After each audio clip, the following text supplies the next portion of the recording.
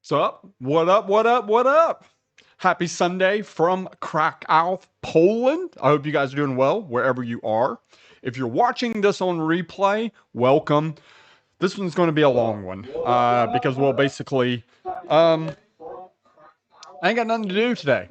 So I'm just here strictly hanging out with you guys. So, yeah, this is going to be a long stream. No real subjects. We're probably going to do some reaction videos. We're going to watch some videos about different types of automotive stuff, some things about travel. Somebody brought to my attention one of the famous stand-up comedians from like the Joe Rogan sphere or whatever did like a podcast segment on Bangkok. So we're going to check that out. We're going to check out a big video that just dropped on Bangkok car culture by Larry Chen and the Haggerty channel. Yeah, so we got a lot going on, but really, I have nothing going on. So I'm just here doing a live stream and hanging out. You know, it is what it is. Yes, my curtain did get fixed. Yes. It was the day after that live stream. They came and fixed the curtain and they fixed the sliding glass door in my shower. Man, they got it done. The landlord, the lady that owns this Airbnb that I'm in, came and showed up with a Polish handyman. He spoke zero English at all, but she just kind of explained to him, fixed the curtain, fixed the sliding glass door in the shower, and he was like, okay. He got things done and left. It is what it is. Man, the stream is great, way better than last time. Good, that's good to hear. I did do like an internet test before I went live, and fingers crossed, it was good, and hopefully it remains good. So, generally speaking, Poland has decent. Generally speaking, Poland has decent internet here. Um, I really haven't had too many problems as far as like uploading YouTube videos and Instagram stories and stuff like that. It's been pretty quick. What's up, David? Hello. NYC Iron, what is up? What is up? Scotty says, I'm loving watching Larry follow you behind places. You did it better, but I didn't say that. Man, Larry's my guy, dude. He's really diving deep into what he's calling exploring car culture and really getting out there and going to a lot of places that I haven't even been. You know, his episode in Jakarta in Indonesia was fantastic. That's been on my list for a very long time, is to get to Indonesia, to go to Jakarta and experience the car scene there. The car scene in Jakarta is supposed to be fantastic. I've been to Indonesia multiple times, but I've only been to Bali. That's the only place I've been in Indonesia. I haven't really. So here's the thing. I like exploring car culture in different countries, but I also want to go to places where I show up, I check out the cars, I attend some events, and then I can hang out for a week or two. And to be honest, I don't know, in the chat, have any of you ever been to Jakarta? If you've been to Jakarta before, please leave a comment and let me know what your experience was there. But most people that I talk to that have spent time in Jakarta don't really have the best things to say about the city. It's like, I've kind of heard it's just kind of like the Muslim version of Bangkok. I've heard it's not cheap. I've heard alcohol is very expensive. I've heard the traffic is the worst in the world. I've heard the traffic in Jakarta is far worse than Bangkok or Manila. So I think I will eventually go there. They do have that one big car show that they have once a year in Jakarta, and I think I really need to go next year. Yeah, Ari. Yeah, so we're going to be checking out a clip. So Ari, the comedian Ari Shafir. So I saw one. He has one podcast that's like an hour and a half long.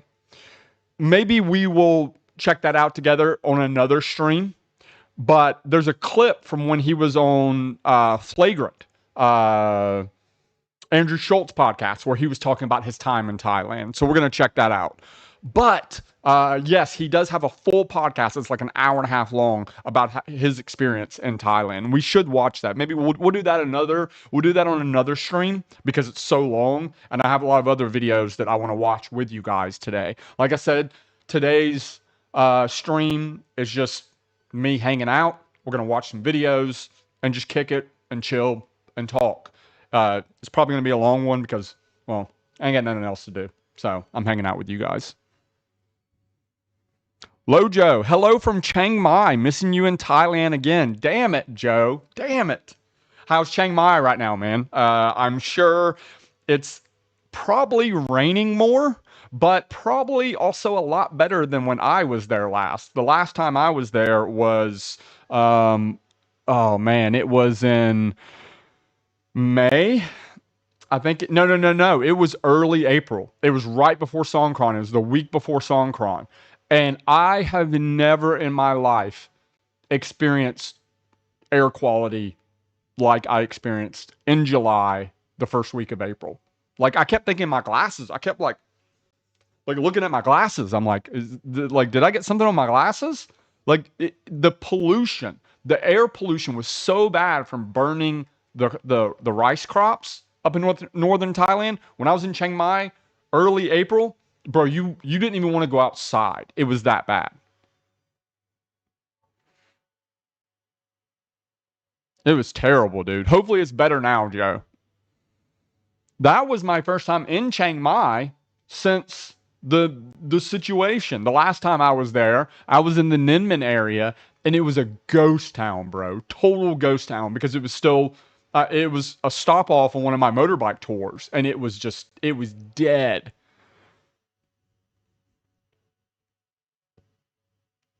Oh, that's good to hear, Joe. I'm surprised. It has been like I've been paying I watch like the Thailand news, and like I follow some people on Instagram, some accounts on Instagram that report the news, and especially the past week or so, Pattaya has been just rammed with massive flooding in Pattaya, like washing away cars and stuff. It was that bad. So good to hear you're not dealing with that, Joe.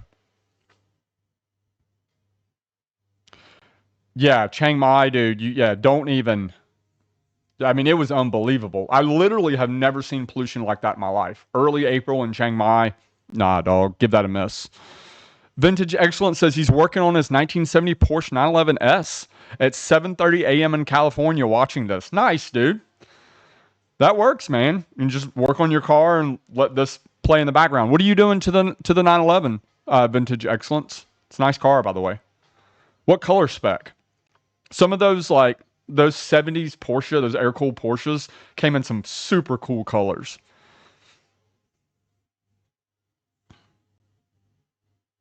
Nice, Lee. Lee says he's going to do the Chiang Mai to Pai motorbike ride. Yeah, my advice is to try to do it. I would not do it in like December or January because it's peak tourist season. I don't know when you're coming. Signal orange. Yeah, buddy. Nice. Hell yeah. I knew it was going to be a cool color.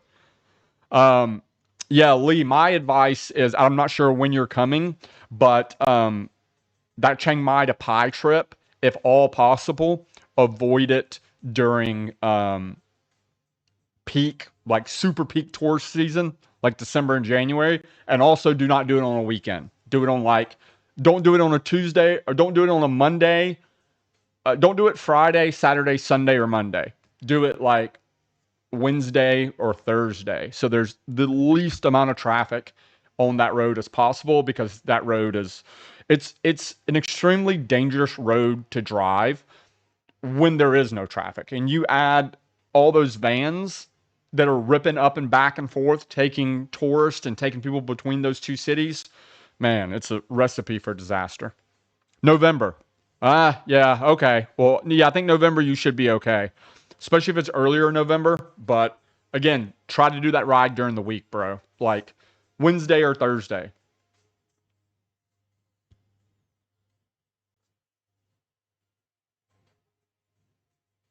You're lucky that I am busy. Otherwise, no Poland. Only tour to Greece and back only for coffee. I've never been to Greece. I'm here in Poland till the end of this month. Um, Yeah, at the last weekend of the month, there's a big Japanese car show in Poznan. I think it's called Poznan. So I'm going to do that. And then I'm actually leaving to go to Latvia. So I'm going to go to the capital city of Latvia, Riga, for the Drift Masters European Drift Series round 4 in Latvia. And then I think I'm going to come back to Poland and go to Warsaw so I can see the capital city of Poland. So that way I'm hitting different cities, Krakow, Wrocław, Poznan, hit Warsaw. So I can say, I hate it when I go to a country and then I only see like one city. Like it bothers me. Like I want to see, even if I don't film any content there, I just want to go check it out, walk around, see what it's like. Especially because I know Warsaw is drastically different than the other cities here in Poland because it was actually destroyed during the war. So it's been rebuilt. So it's not going to be as beautiful as like Krakow, but I still want to go check it out. But then after that, man, I'm gonna have to. I think I'm gonna have to go back to Thailand. I really, really wanted to go to the Nurburgring, but I will be back in Poland next summer, this time next summer, but I'm coming for 2 to 3 months and I'm going to bring my E30 with me. So I think I'm going to save my Nürburgring trip for next summer because I got to go back. I got to go sign a lease on a new condo. I'm homeless, guys. I've been homeless for like like 3 months now. Like literally I have some stuff in a storage unit in Pattaya. I have cars and motorbikes scattered at shops and friends' houses all around Thailand. And yeah, man, I need to go back to Thailand. I need to rent another condo.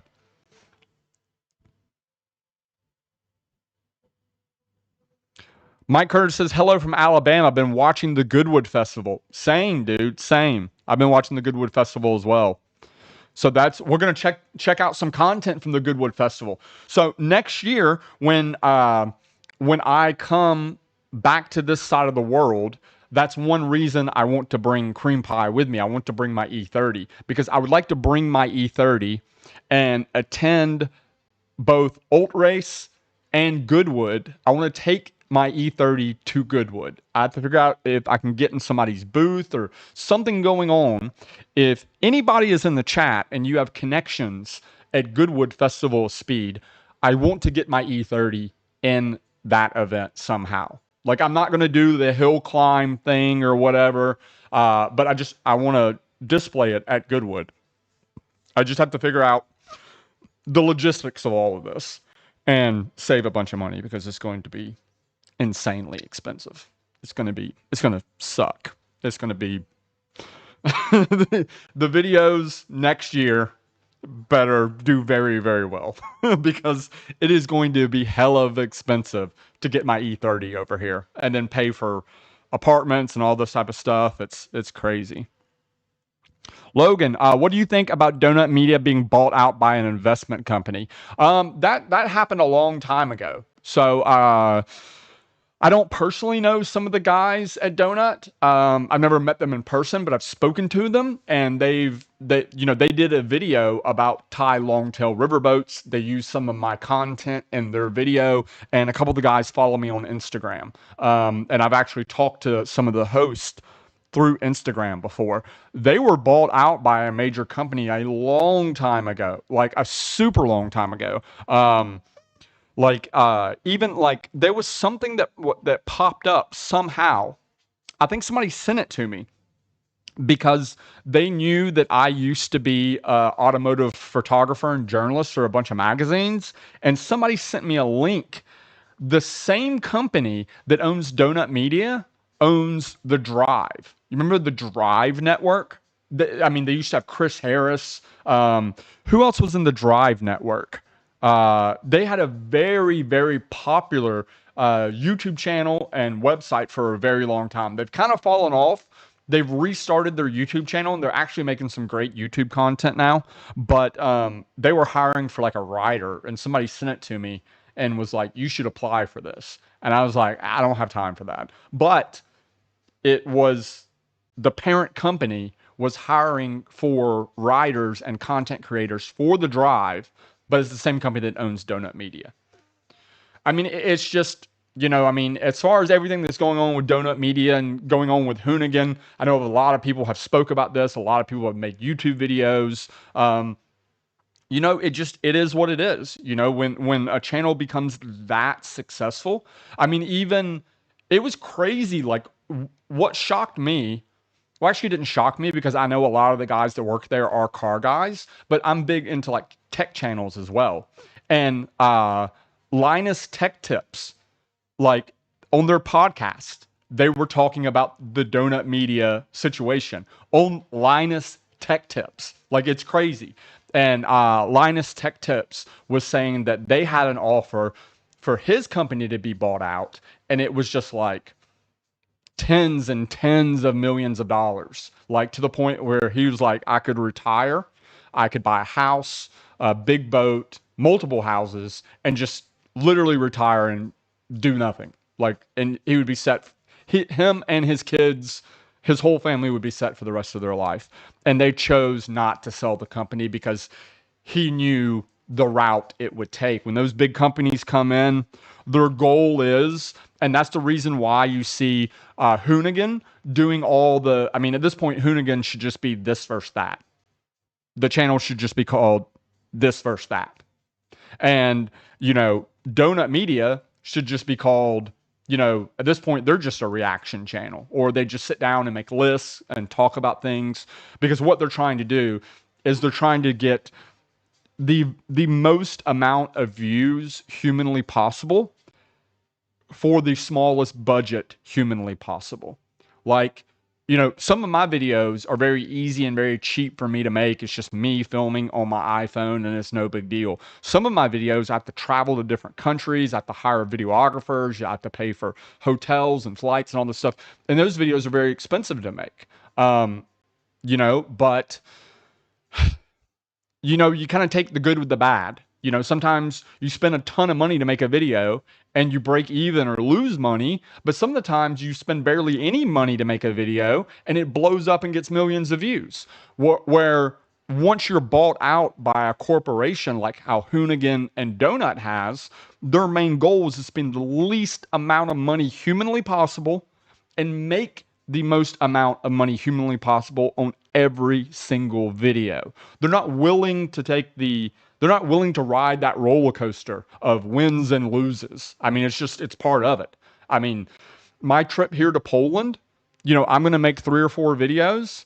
There's no way I'm going to break even.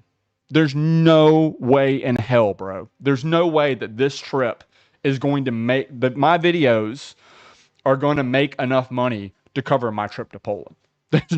There's no way. It's just not going to happen. But for me, it's giving my audience a different type of content, something that's unique compared to what I've been doing.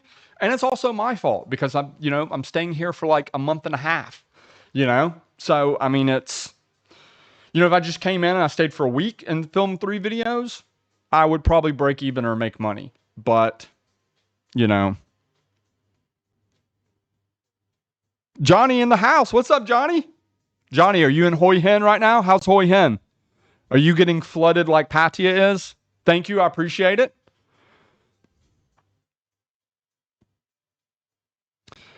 Yeah. That somebody said that's why so many people left Hoonigan. It is what it is, dude. I mean, it's when those companies are ran by creative people that have their passion is making interesting, fun, exciting automotive content, that's the goal. And it's going to be something they enjoy. But once a big company comes in and takes over, things just change. The culture changes. The priorities for the content changes. And, it gets to a point where, those dudes, I mean, you look at somebody like Hurt. You look at somebody like Vin, from Hoonigan, Hurt and Vin from Hoonigan, and James and from Donut. They them as an individual automotive influencer are as big or possibly even bigger than the company itself.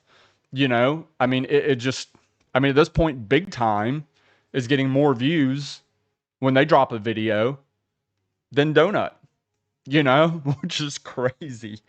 I mean, I think Big Time, they hit 1 million subscribers in like 4 days. Listen, they hit 1 million subscribers in 4 days. And every video they have posted is millions of views. They got like 3 videos, and all 3 videos are like 1 million views within 24 hours. It's insane, bro. It's insane. It's insane.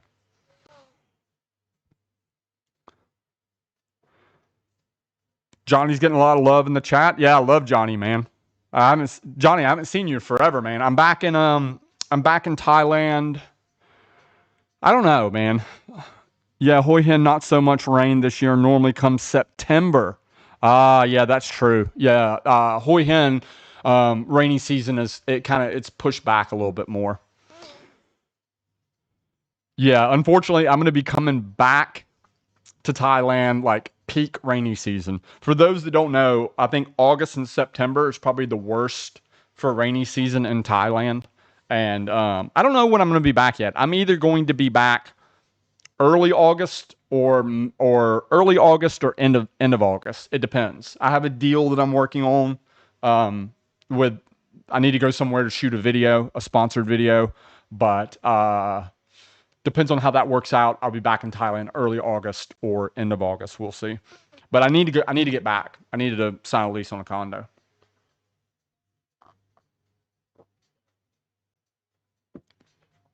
But anyway, what's going on, guys? How's life? For me, I think I may have stayed here in Krakow a little bit too long. Let's talk BMW soon. End of August would be perfect. Sure, dude. I will be. I will definitely be back end of August. End of August, I will be in Pattaya during the week, and then Bangkok most weekends. So that's kind of my plan. I'm looking for a cheaper condo. So I'm looking to downgrade my condo. And I'm looking to go from spending like, 20,000 baht for like a 1 bedroom down to like 10,000 baht for like a studio. I want a studio condo in Pattaya. And the reason I'm downgrading is because I want to actually spend less time at my condo.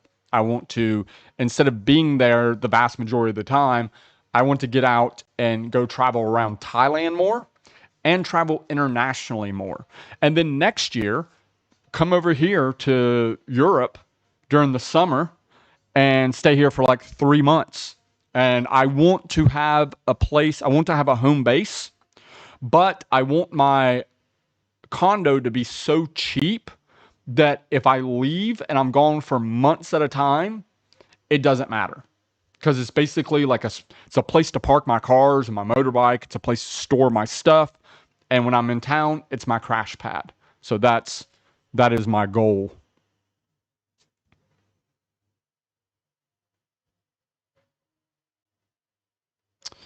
Somebody's talking about owning land. What's the deal on the owning land thing?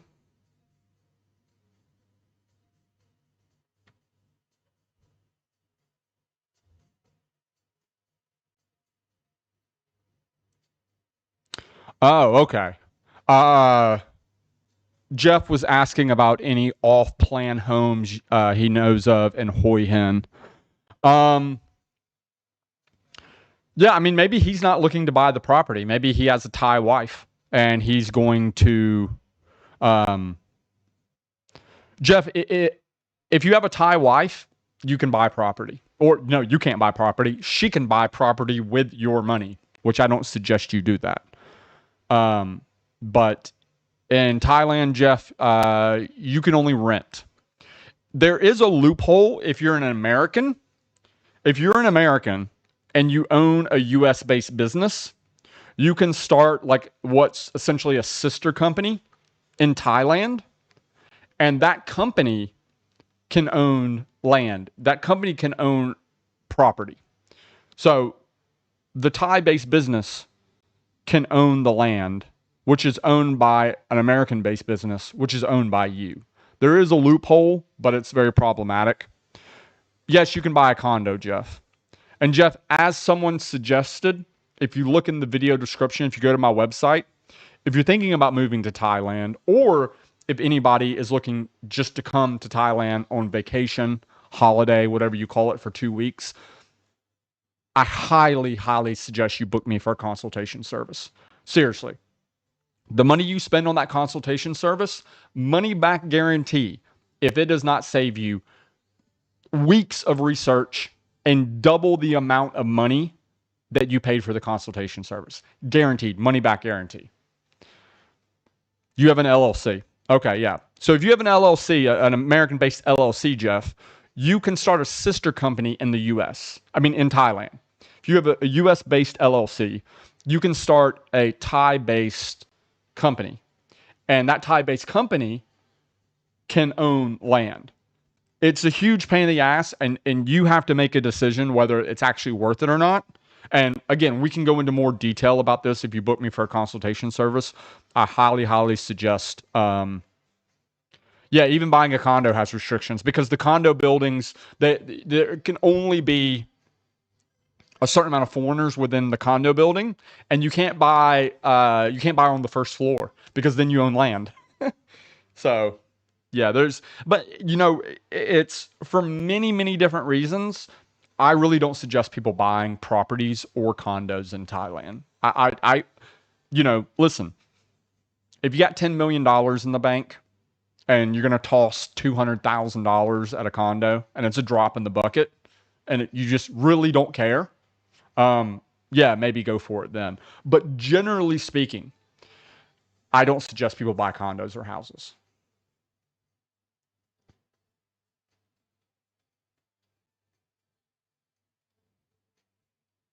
Any plans when the Gumball 3000 comes through Thailand? I'm still trying to figure that out. I'm still trying to figure out. I'm still trying to figure that out. I haven't really dived into their route and the scheduling and whatnot. I will try to do something regarding the Gumball when they come through Thailand. That's for sure, 100%. I got to figure out how to weasel my way into that. I'm working on it. I promise. Yeah, I want to have a bucket like that too. 100%. Yeah, true story. If I don't buy a condo, what am I going to leave the bar girls when I die?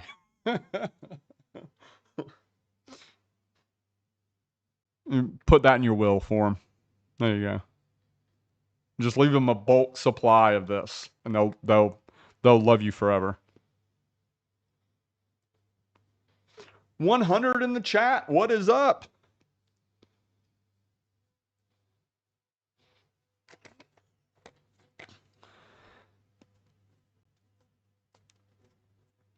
Jeff, 100%, dude. 100%. Because also, we'll go more in depth in this, Jeff, when we jump on a phone call. But like me, I'm a prime example of this. I was a Bangkok guy. I loved Bangkok, bro. I pretty much lived in Bangkok for 5 years.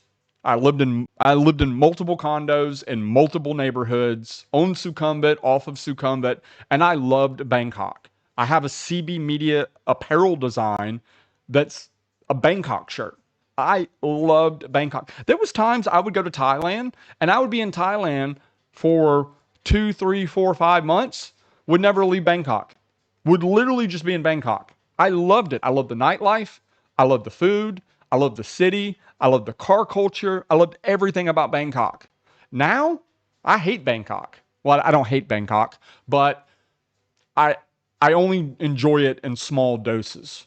I can be there for a week, maybe 2 weeks, and then I'm like, I gotta get out. But seriously, for 5 years, I would stay there for months at a time, 3, 4 months without leaving Bangkok. I wouldn't go to Bang San. I wouldn't go to Pattaya. I wouldn't go to Hoi Hin. I would be there for months at a time and never leave Bangkok. And I was like, man, one day I'm going to buy a shop house in Bangkok, and I love it. I was like that for 5 years. And then, I don't know. I started spending more and more time by the beach and just enjoying that like slower pace of life. And I just fell in love with it. So that's one of many reasons I tell people not to purchase property in Bangkok. Don't purchase a condo. Don't purchase a house because eventually what you want out of your lifestyle might change. And if you're in the position where you own something, man, that's tough, especially if you're not super experienced. Listen, if you've been renting a condo in Bangkok for 10 years, and you've been all around Thailand and all around Southeast Asia, but you've still been renting a condo in Bangkok for 10 years, then yeah, maybe it's time for you to buy a condo in Bangkok. But for people that are inexperienced or have only been here for a couple years and haven't really, if you've never been to Vietnam, if you've never been to other places, yeah, yeah, just rent because it gives you freedom.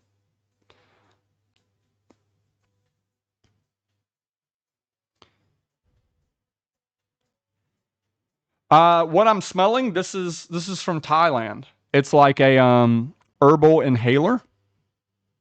So it's kind of like I guess like Vicks. It's something that you see Thai people use all the time. I'm like super addicted to it. It's just a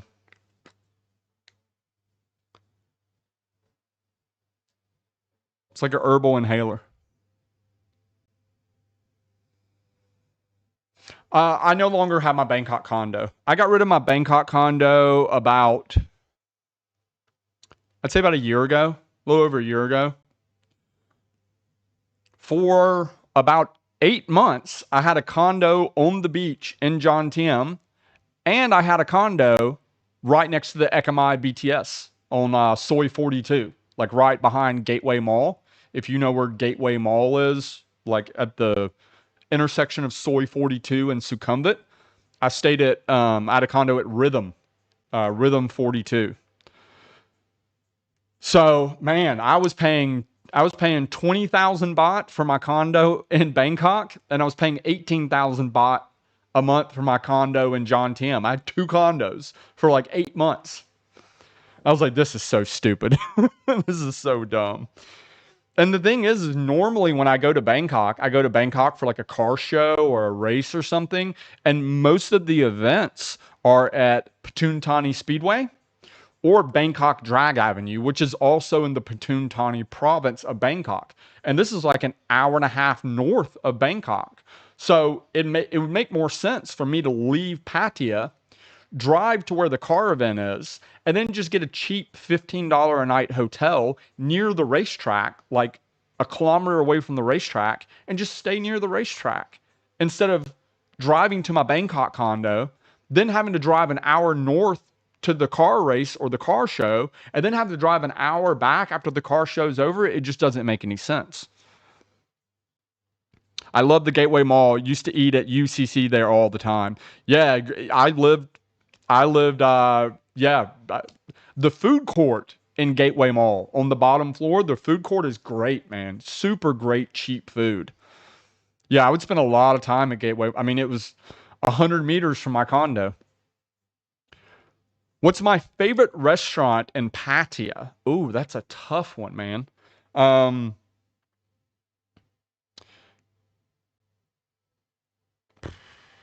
lately, for the money, bang for your bot, one of the best deals you can get as far as quality of food, uh, the quantity of food, the actual serving size, the ambience, and the vibe is cabbages and condoms in Pratimac. Cabbages and Condoms in Pratamac. We did a massive CB Media meetup there about 3 or 4 months ago. The last big. So if you guys don't know, I do CB Media meetups probably every month or two. The only way to get an invite is through my Patreon. It's pinned at the top of the it's pinned at the top of the chat box. So we do CB Media meetups. And the last one we did, we went to Cabbages and Condoms. We had like 16 people there. We bought a giant bottle of Johnny Walker, and everybody ate, and it was like $200. It was insane.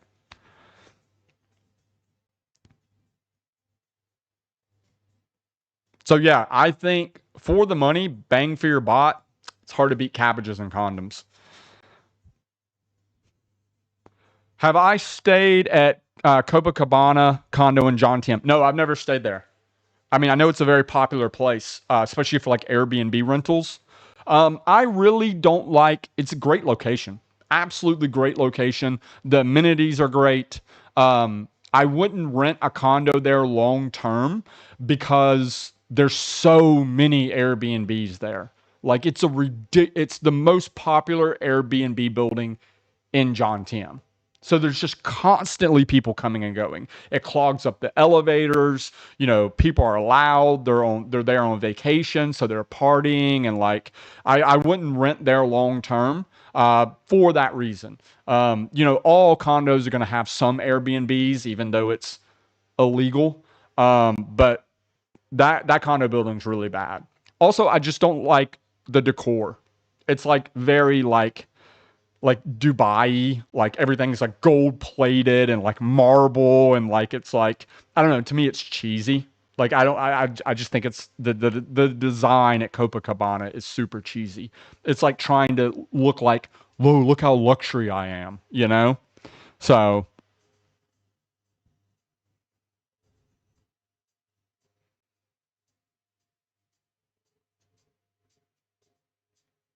115 in the chat. What is up?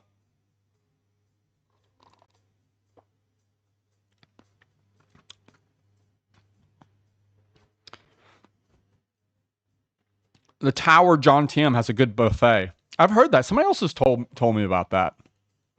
Yeah, the Songkran meetup was fun. Chad, remember when you ran into LJ Esquire with a small van? How much do you think one of those vans would be to buy in Thailand? A Spark van? Oh, dude, those things are dirt cheap, bro. They are crazy cheap.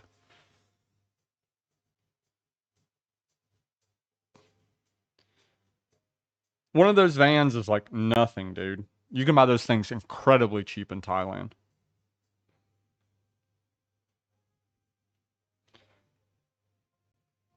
It's called a Spark, right?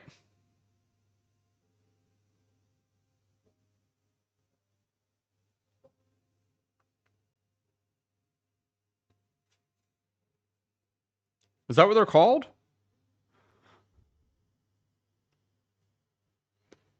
When are you going to sell the Evo and get a Mazda mini truck?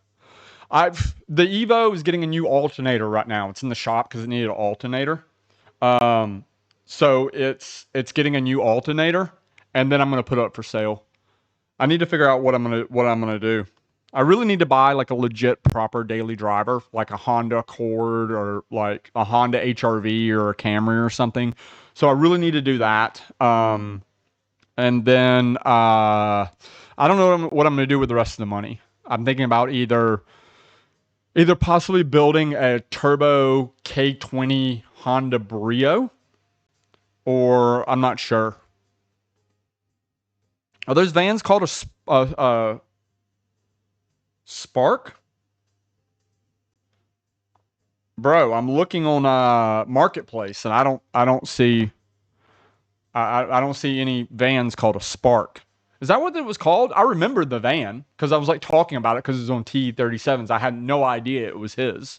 Yeah, I met him in it was in Phuket. That was a long time ago. I think I think he lives in Vietnam now. I think he relocated to Vietnam. I think he lives in Da Nang. I'm not sure. But I do want a mini truck.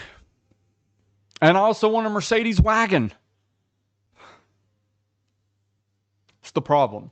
This is. I need more money and more parking. Desperately. I need more money and I need more parking.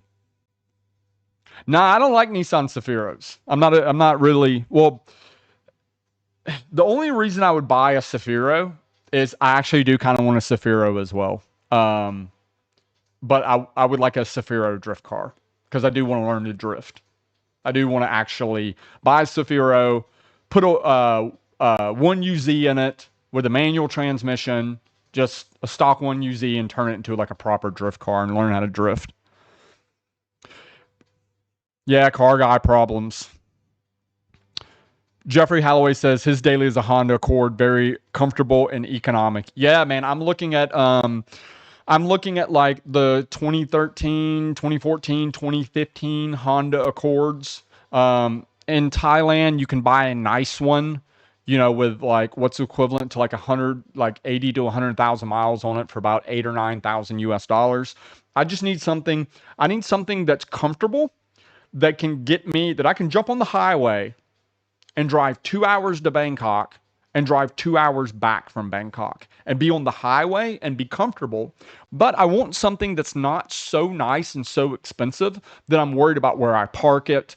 And if a motorbike comes by me and like takes off my mirror, it doesn't ruin my day. Like I need to be able to sit in traffic and be driving on the way to a video shoot and a motorbike come by, smash my rear view mirror off, and I go, oh, that sucks. And I just drive and go shoot my YouTube video and then go home and worry about it later.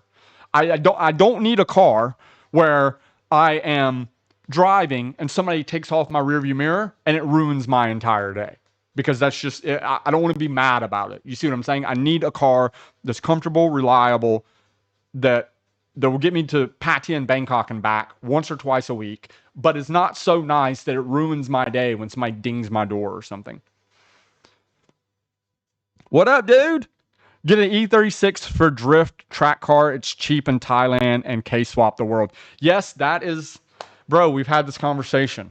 That's another car that I really, really need is I want a E46. I want an E46 sedan.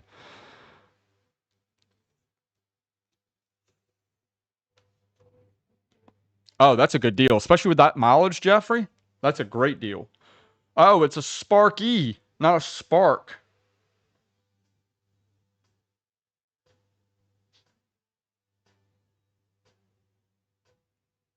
Oh, they're a little bit more expensive than I thought they were. A little bit more expensive than I thought they were.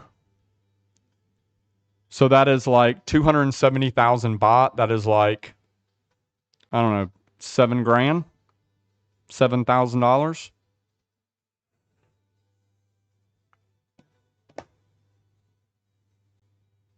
Have I seen any Nissan Pulsar GTI Rs in time? I've seen a couple.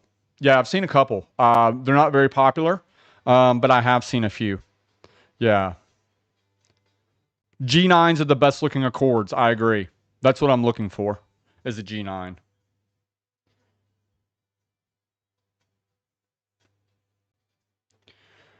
Yeah, I don't want to, like, I would love to buy like a Ranger Raptor or like a Model 3 or like all of these other, like, I would love to buy a Fortuner, one of the new Toyota Fortuners. I love the Toyota Fortuners, but I need something like that's what I go through with my Evo. When I drive my Evo, when I daily drive my Evo, and I go to a restaurant, I have to worry about, oh, I have to get the right parking spot because I'm worried about people dinging my door, or I'm worried about this. Like I don't want to worry about that stuff with my daily driver. I want to not care, and there's no way I'm wealthy enough to spend like $30,000, $40,000 on a car and then it get damaged and I not care.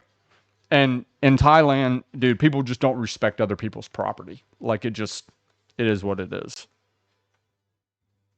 111 in the chat.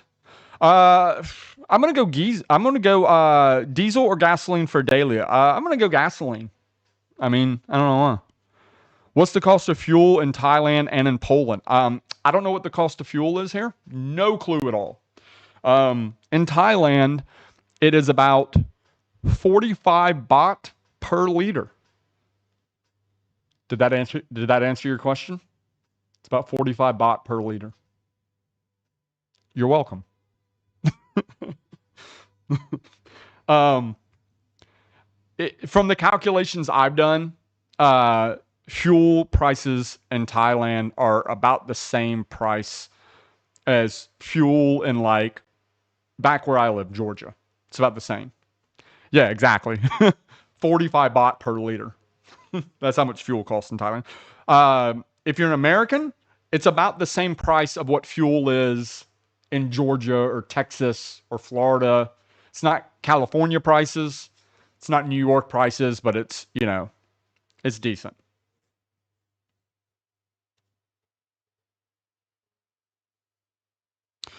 Fuel Thailand is, what is that? It's always hard to read the bottom comment because there's a heart here. I don't know if you guys can see that or not, but that little heart cuts off part of the.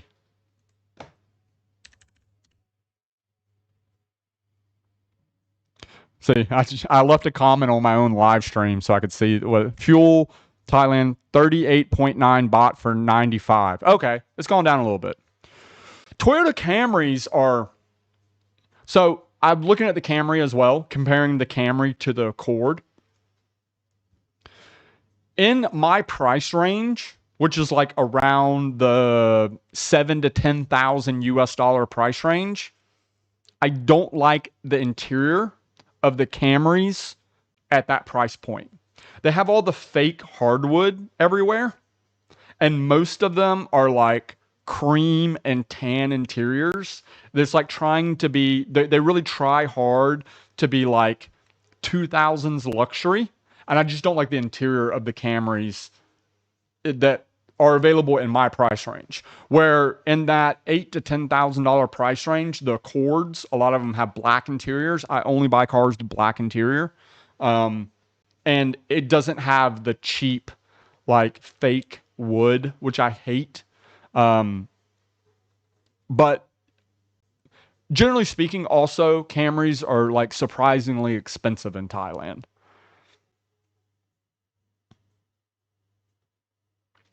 Did I find the guy with the F40 in Bangkok? No, I did not.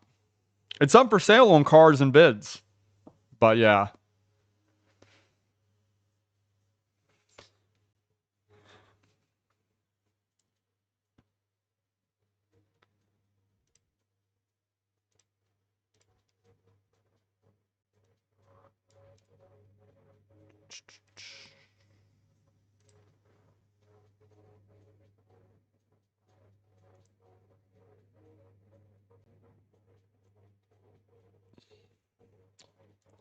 But guys, we are going to check out Larry Chen's video that he produced for Haggerty about the Bangkok car scene. No, you can tint your windows however dark as you want them in Thailand, bro. There's absolutely no rules or anything about tint levels in Thailand. They don't care. There's absolutely no rules or anything about.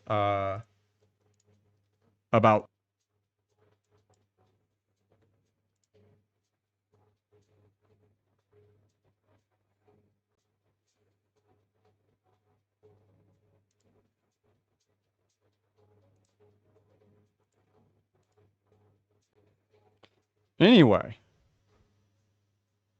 let's check out Larry's video about car culture in Bangkok. So, I've already watched this video.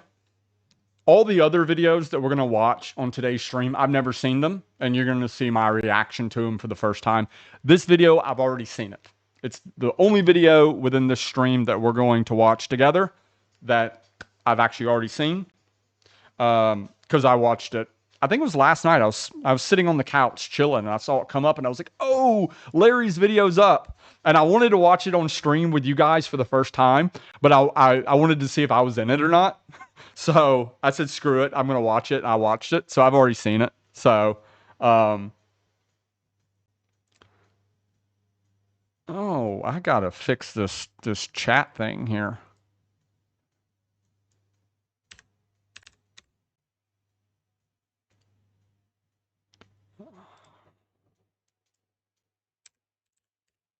Oh no.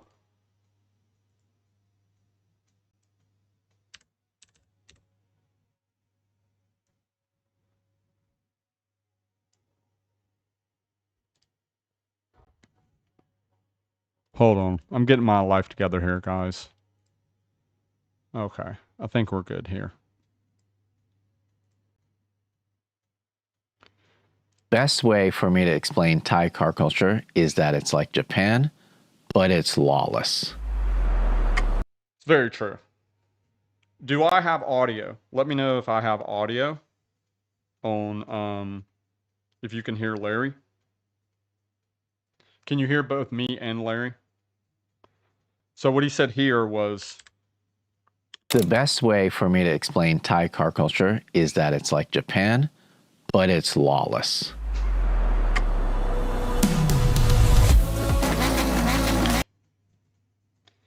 so he says it's like Japan, but it's lawless. And that is, that's very true. Loud and clear? Great. Thanks, bro. Appreciate it. That's what's great about, that's what allows Bangkok and Thailand to have the car scene that it does. Where Japan has, listen, man, Japan has like one of the most legendary car cultures in the world, but it's not growing at all. It's not dead. By no means is it dead. You know, I still watch lots of content that comes out of Japan, and they still have amazing car events that happen multiple times a year, but they're just not allowed to thrive like Bangkok is, because Bangkok has so little rules. And what rules are in place are really loose, and there's most of the time there's ways to get around those rules. If you see what I'm saying. For this episode of Capturing Car Culture, we ended up in Thailand. For so many years, people have been telling me that I need to check out the modified car scene in Thailand, as it's exploded in the past few years. True. As always, we hit the ground running. We just got to this shopping center here where we're actually meeting up with a bunch of these conjo racers, and that's actually, oh my god, I just got interrupted by this. This is one thing about,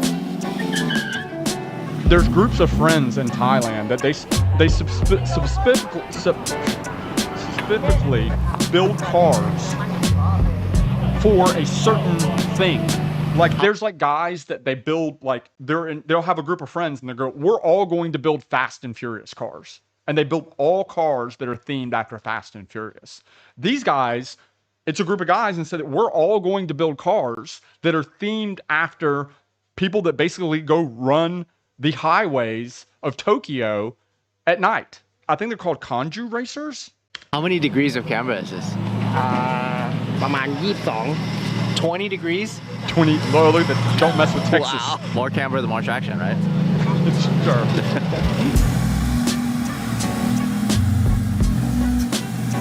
All EGs, man. EGs, bang for your bot, best car you can buy in Thailand, hands down.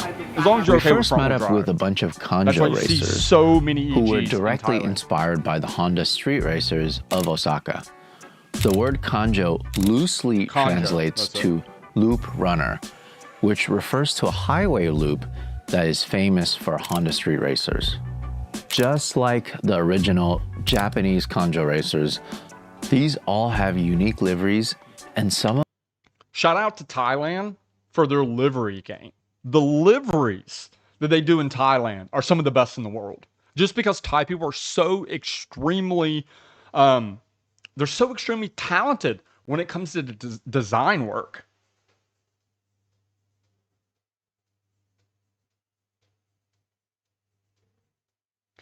So, poorly Buffalo. Is that amount of Canberra street legal? It's Thailand, bro. It's Thailand. Like, in a lot of places in the world, no. Like, if you're in Germany or you're in plenty of places in the world, that car would be impounded within 30 minutes. Yeah, their designs, man. Their designs, when it comes to designing liveries, they crush it, dude. They're so good with their liveries in Thailand.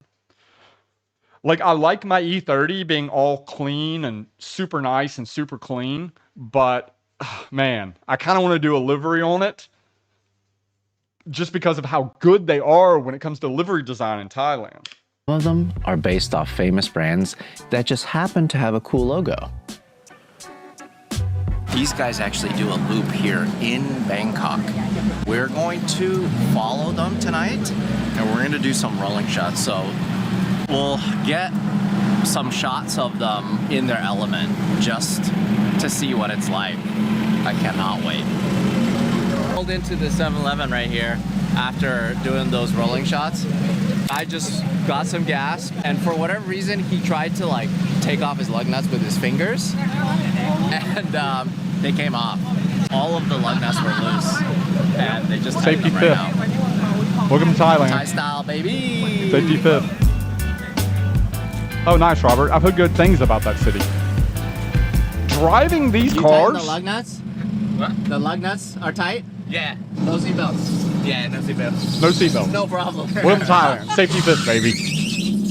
Dude, driving these cars that are slammed and cambered like the Safe to say dildo that shift knob. Thai car Point blank, seriously.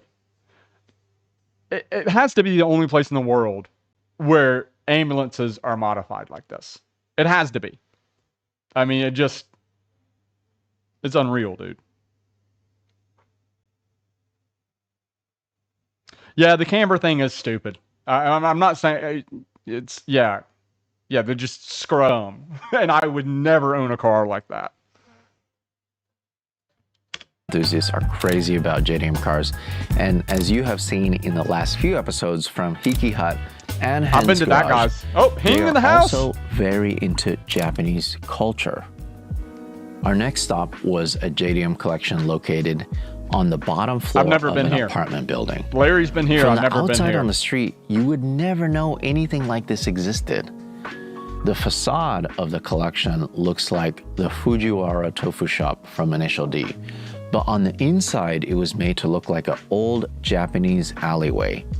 I agree. Even with a dagashia, which is basically a Japanese trinket and candy store. How Thai people, when it comes to their garages, bro, I have been to so many private garages in the US that have 2,000 horsepower twin turbo underground Lamborghinis and like fully restored classic like muscle cars and like all these like sick cars. I'm talking about millions and millions of dollars worth of cars.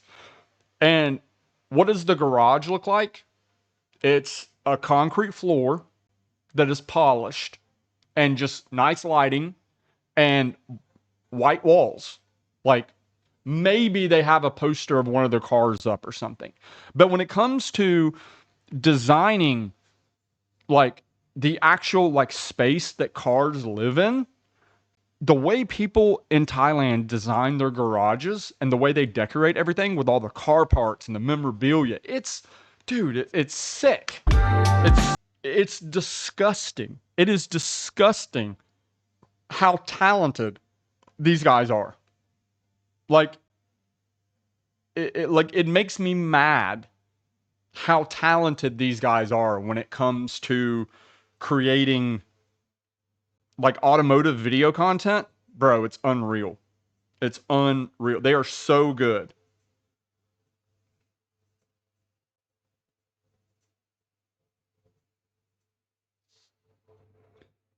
Like, they're super talented videographers, but also, like,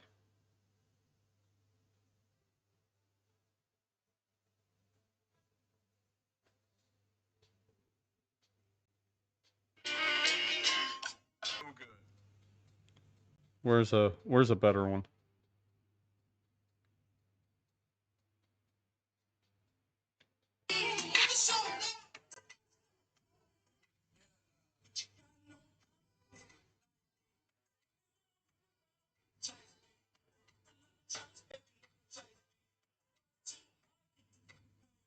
This is their video from Alt Race. One of their videos from Alt Race.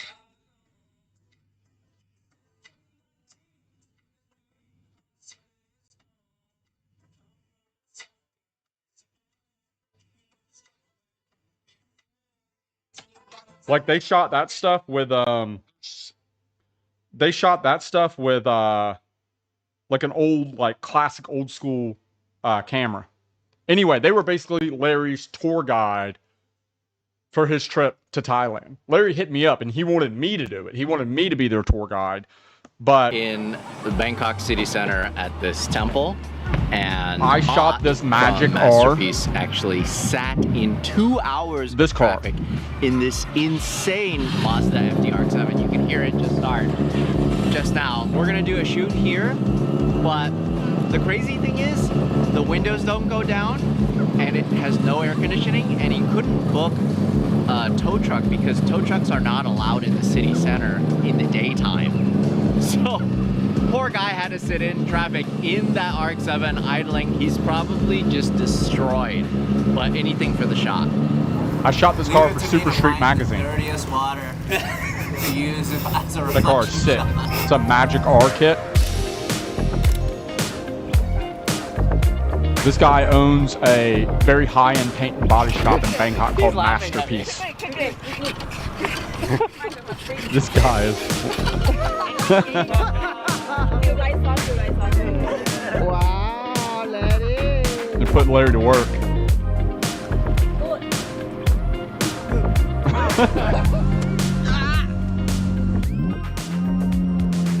First time driving in Bangkok. Poorly Buffalo. I use the normal camera app. I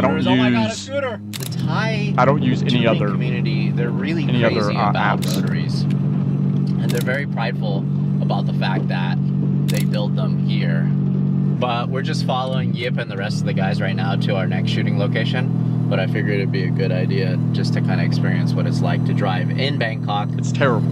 The traffic is pretty rough, but I've been to a lot of places where it's way worse.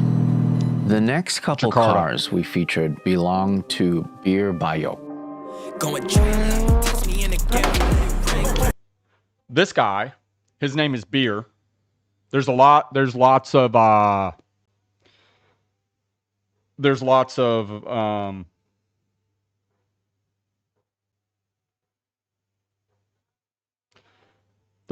in Thailand named Beer.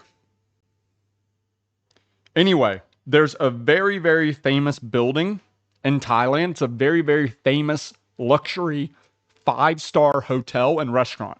At the top of the hotel, it has a restaurant that rotates. That's the building, right? It's a very, very high-end, like super expensive hotel and restaurant. His family owns that building. They own that building, they own the restaurant, they own the hotel. He's very wealthy. And he has great taste in cars. Beer runs a Thai YouTube channel. His day job is helping his family run a very successful worldwide hotel and restaurant business. But in his off time, he builds Concours level JDM legacy cars. You see my key? Old school. I have this one when I was 18 and I saw it because my dad angry. Blah, blah, blah, blah, blah, too loud. You have to be CEO. You cannot drive fine when I saw it. we cannot build like this. Cannot find the parts. That's why I do it again. You actually built this in Thailand. In Thailand. But parts come from Japan. Yeah. This one 2-rotor, around 400 horsepower. This one 3 rotors, NA, no turbo. These are all your street cars. Yes, I drive it. You know, 20 years ago, I drive RX-7. I used rotary 20 engine. Like You've been through 20 engines? 20 engines. You went through 20 Bro. engines in that car. Engine 20 broke. engines. That time cannot tuning good, but now okay. What is this? So here's the thing. Like, I've always wondered why. Like, when it comes to rotaries, Thailand has one of the most popular rotary scenes in the world. Like, rotaries are very, very popular in Thailand. Like, seriously, 95% of the RX-7s in Thailand have a rotary in them. When you go most places in the world, if you see an RX-7, it has an LS swap, has a 2JZ. Here in Thailand, most of them still have rotary engines. And it's a country that has terrible traffic and it's so hot. It's like shocking to me that they love rotaries as much as they do. And they're able to make them last. It's unbelievable. But like I said, this guy went through 20 engines. 20 engines in that car.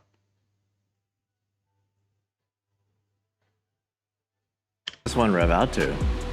10,000. 10,000, yeah. The FC is a naturally aspirated 3-rotor. That thing sounds ridiculous, bro. In person, it sounds insane.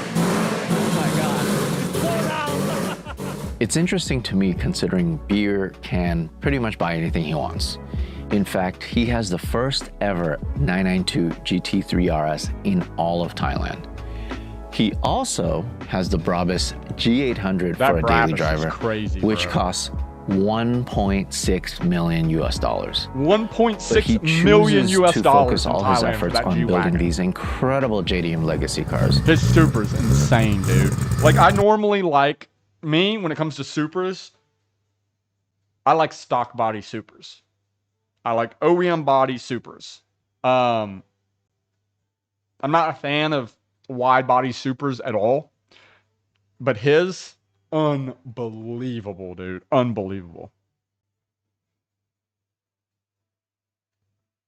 How the hell is someone going to rip off your rear view mirror? I assume you're kind of later in the stream, day 1973.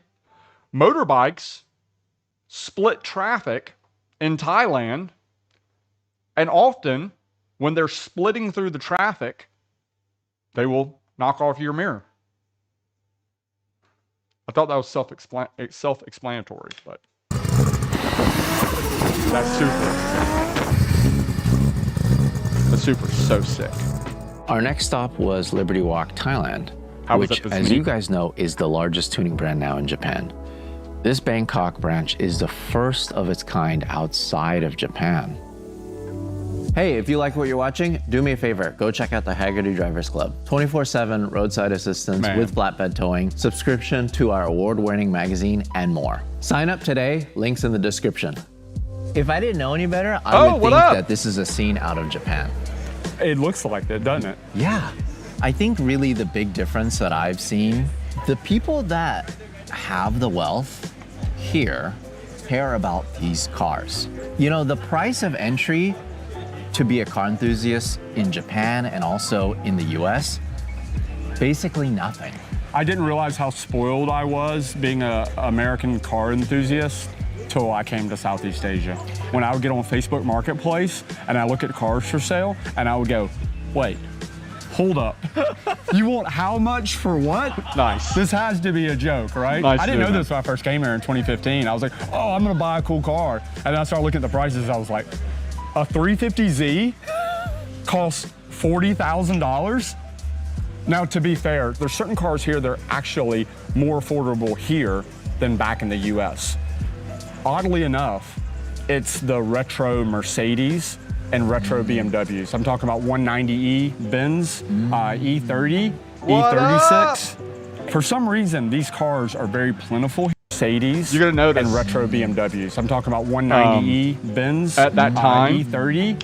So Larry didn't get to go for a ride in my car because at that time my clutch master cylinder was going out. So I could drive the car, but I couldn't properly shift it. Like it was very difficult to get it in and out of gear. Sometimes it wouldn't go in gear at all. Sometimes I would literally have to stop the car, turn it off, put it in gear, start it again, and then drive it.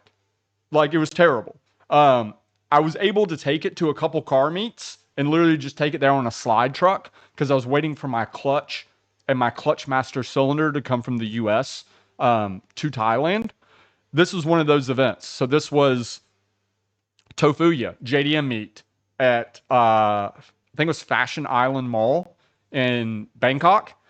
And you'll notice I was also having an issue here where one of my headlights there was a wiring issue where I turn on my headlights and one would come on, the other one would just blink. E36. Look at it. See it blink? For some reason, it's the retro Mercedes Watch my and headlight. retro BMWs. I'm talking about 190E Benz E30, Look at my headlight. E36. Oh. For some reason, these cars are very plentiful here, and you can actually buy really nice ones at a very, very affordable price. But other cars, unjustifiably. Walking around your parking lot here. This guy, Oat, it makes me so mad how talented this guy is. All of this building that you see, all of Infinite Motorsports, he designed this building. Like, he is such a talented architect. Like, it's unbelievable. What this guy does is he designs all the crazy man caves and buildings and offices that are owned by very wealthy car guys in Thailand. He's a super talented photographer, videographer. He's just so extremely talented in so many ways. And he's like one of my very first Thai car friends. Joking. This is my stunt car because I'm do the stunt driver in Thailand too. I'm drive for the Indian movie, Chinese movie, Thai movies, around 60 movie per year. Half the Indian movie, they hire us to make the drift taxi like this. And this car just shoot last month ago in Pattaya. So this is like a replica of a taxi that you would see here in Thailand. Yes. What is underneath it? Actually, this is Nissan Cefiro A31. Of course. This Cefiro is old race car before, and we brought it, and we brought the Altis, and we cut whole of the Cefiro and body swap. Yeah. This is A31. Yes. This is where it starts Yes. to be Toyota. Yes. So this is all Toyota still. Yes. It even has a Toyota VIN. Yes. So we this made is Toyota. This 5 days. 5 days. 5 day build this car. There's so many Liberty Walk cars here. Yes. The car that interests me the most is your taxi. Yeah. What did you do for the engine? Below is a 2JC. Top is a 1JC. So 1.5 JC. 3 JC, something like that. And put the AR66 and a big injector here. This car make around 650 horsepower on wheel. I mean, that's more than enough. So this had to be tubed for this Toyota Yeah. to fit, huh? Yes. They built that in 5 The days. mounting points, you kind 5 of have to days. recreate them, or you have to make a new one. Yeah, we make a new one. So what about the exhaust? Does that This still is work an or no? exhaust from Mercedes-Benz. Sound is very quiet. You never know this is a 2JC. No. So the first time I saw this taxi, I was at a car meet, right? And I heard the clatter. You know when you hear that clatter of a multi-plate clutch, like a twin disc or a triple disc, you hear that clatter? And I was like, the only car that was coming into the meet was this taxi. And then I noticed the camber, right? The way that the camber was. And I was like, what is going on here? Like, what? And then I walked up to the taxi to see, like, what is going on? And I saw Oat in the driver's seat. And I was like, Oat, what is this? And then I realized what was going on. Never know. And that's a fake license plate? Yeah, fake license plate. This is white license plate. It's just I'm just a spray. taxi body For the movie. Got it. Nissan Safiro This is chassis, crazy. basically. 31. That's They all took a Nissan 831. Safiro and you drift just car, took a saw and then just took cut the it body off of Cut it, it off. Just and then cut it just off and put just put the it back. taxi body on it. For the Toyota, you gutted it too. Gut the whole thing. Yeah. And you just dropped the body Yeah, on. just drop the body. Just like a RC car. Oh, just like a RC car, like Yes. a Lexan body. Yes. It's this casual for you. You just do this here? In my friend shop, very close from here, around 500 meters. When we shoot the movie, I'm just put the stock seat. But this is when we drive the stunt kill, we change this. So this one has a hydraulic e-brake? Yes. Because behind I have a two caliper. Yes. And this is cut off switch. This is transmission here, right? Yeah, I'm changed to this. Oh. So then you could see, because this was never meant Crazy, to dude. be a rear-wheel drive car. This was only a front-wheel drive car. That's why the tunnel Yes. is a lot higher. Brad, what Yes. up, And then dude? thi- See what I was saying about the guys that do where they do groups together?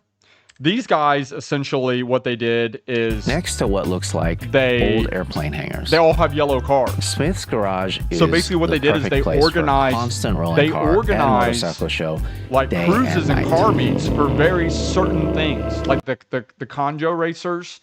And like these guys literally said, hey, if you have a yellow car, we're all getting together. It's only yellow cars. And they cruise together to the meet. They meet up and then they go park next to each other because they all have yellow cars. Like that is so incredibly cool. Like nobody does stuff like that in the US. If you're in the US, like people will get together and they'll go, hey, we're going to do all Evos or all Z cars or something like that. But look at that lineup. I normally hate yellow car August, but the weather's just so bad. It's hit or miss because it's most likely going to We're rain at out. Smith's Motor Co., which is such a cool facility. It's basically just a great place for car enthusiasts and motorcycle enthusiasts to meet up. There's a couple restaurants here. There's some clothing shops. There's like a motorcycle shop here. What's up, Ryan? It's just a way to support the car Neo? community. And Hello. our buddy Oat from Liberty Walk Thailand designed this place. I told you.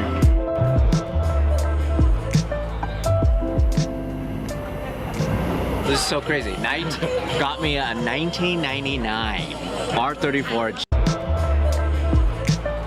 I want to show you guys something. That is Oat's Suzuki Samurai. That's his overlanding build. It's like full restoration. And again, sick livery. Sick livery. That thing is badass. It's his Suzuki Samurai. He takes it to the beach This is so and crazy. sets up a Knight tent. goes got me a camping. 1999 R34 GTR catalog that you would get from a dealership, and it's brand new.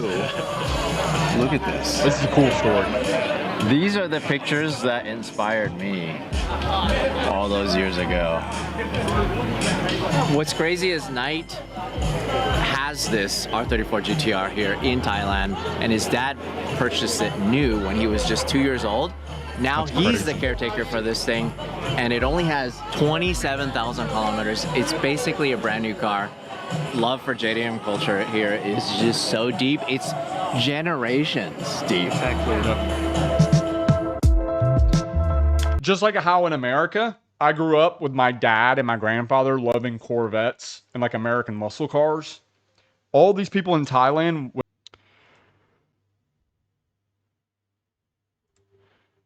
Yeah, I was telling Larry that on his next trip, I 100% will have my E30 ready for him because I really wanted for him to drive the car, me take him out in it or whatever, so he could kind of document Cream Pie for the Haggerty channel and for his own Instagram and just help him create content.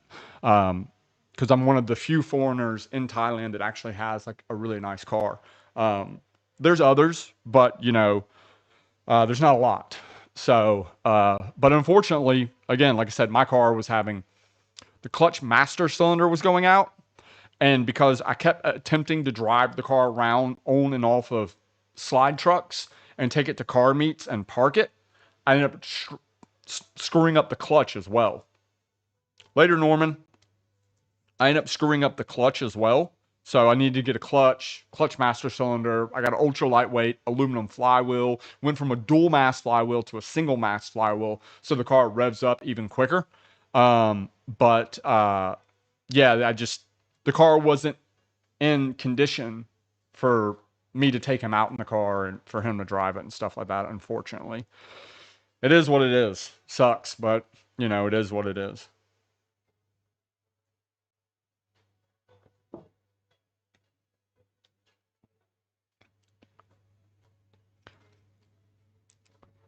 So I was actually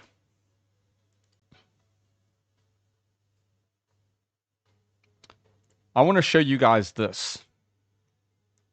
I'm thinking about doing this, and I want your opinion for my E30.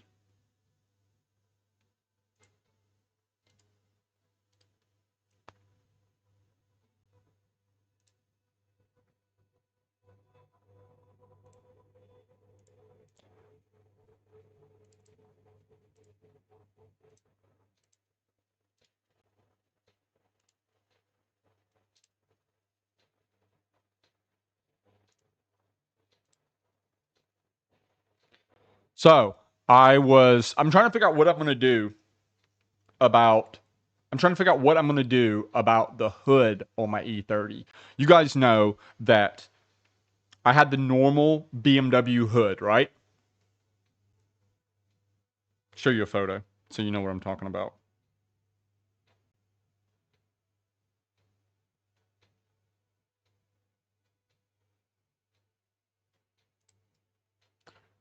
The normal BMW hood, right? But unfortunately, and I want your opinion on this. So unfortunately, with this hood, the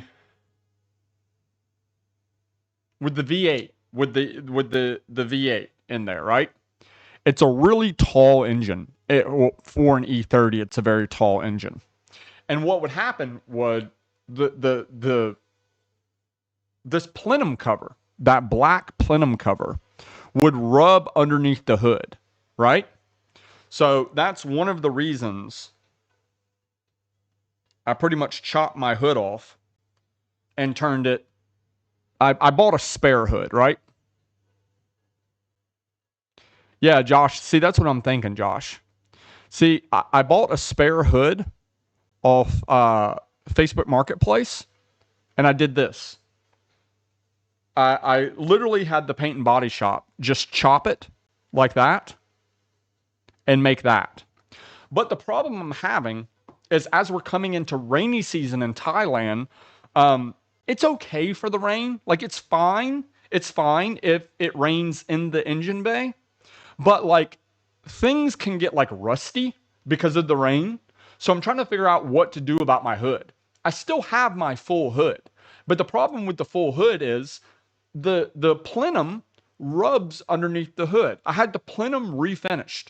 It causes a gash that's like that big. It's like about the size of a finger. It's like a gash that's like that. About the width of a finger as well. And it creates a big gash, like a blemish, within my plenum cover. So, I was looking around online and I saw this. Out of all things, I saw a Trackhawk, right? I saw a Jeep Trackhawk.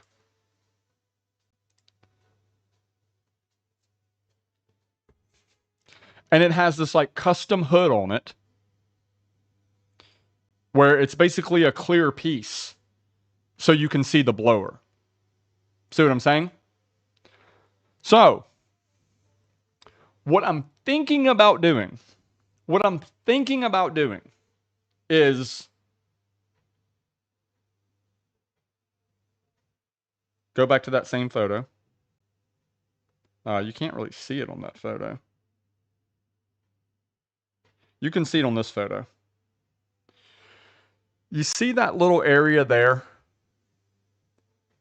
that has like that body line that goes from the front of the grill that goes back?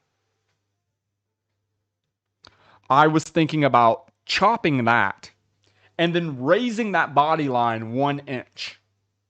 And then essentially doing this. So this is a Photoshop that I made, right? This is a Photoshop that I made where this hood is a hood that somebody sells that's vented, right? And another reason why I made that small hood is because my car does overheat. Because it's so hot in Thailand, if I sit in traffic for an extended period of time, my car overheats.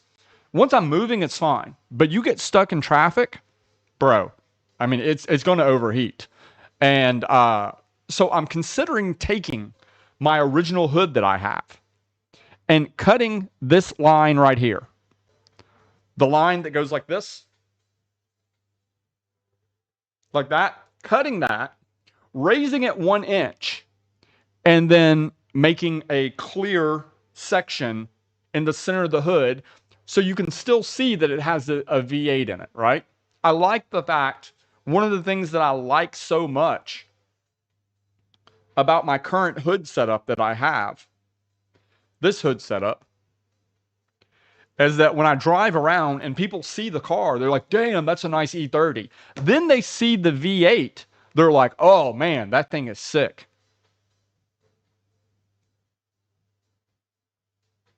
I mean, if it looks terrible, I mean, dude, an E30 hood is $50.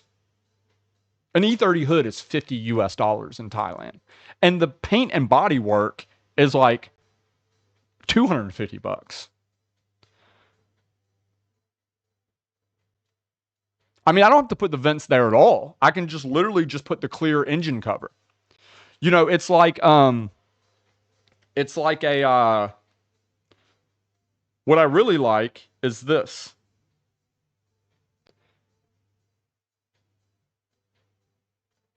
Because I have to figure something out. I have to figure out something so I can put a full hood back on the car.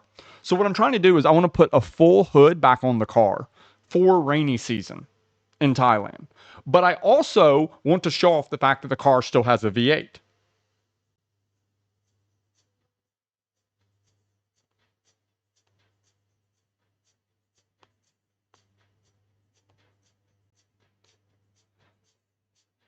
I love this. How they did the C6Z06. Have you ever seen a C6Z06? How they had that glass section on the hood that shows off the engine and the supercharger? I mean, I don't have to put the vents there at all. I cannot put the vents there at all. I just took this and photoshopped it. It doesn't have to have those vents. I'm back and forth on whether I should have the vents or not. Here you go. All right, guys.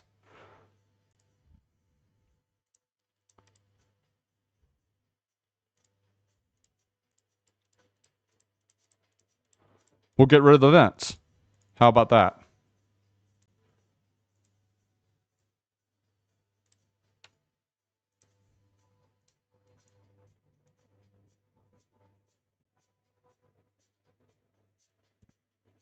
And you guys can let me know if you... I can take it or leave it on the vents. The thing about the vents is they are functional. My car does overheat if I sit in traffic.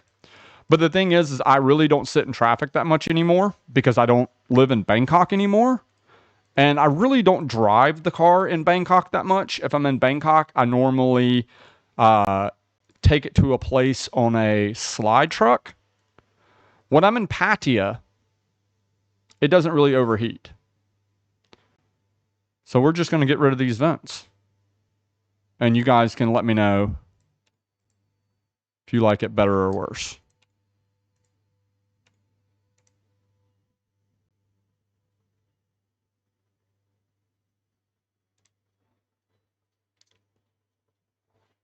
Better or worse?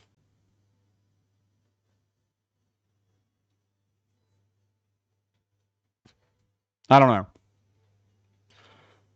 I mean, maybe I do it, and then if the car, maybe if I do it and if the car overheats, then I put the vents in. Yeah, Photoshop class. I probably need to upgrade my radiator. When I was at Old Race, I met the guys at CSF Radiator, and they were pretty cool, and they probably wanted to work with me on some stuff. So I could probably get them to hook me up with a radiator.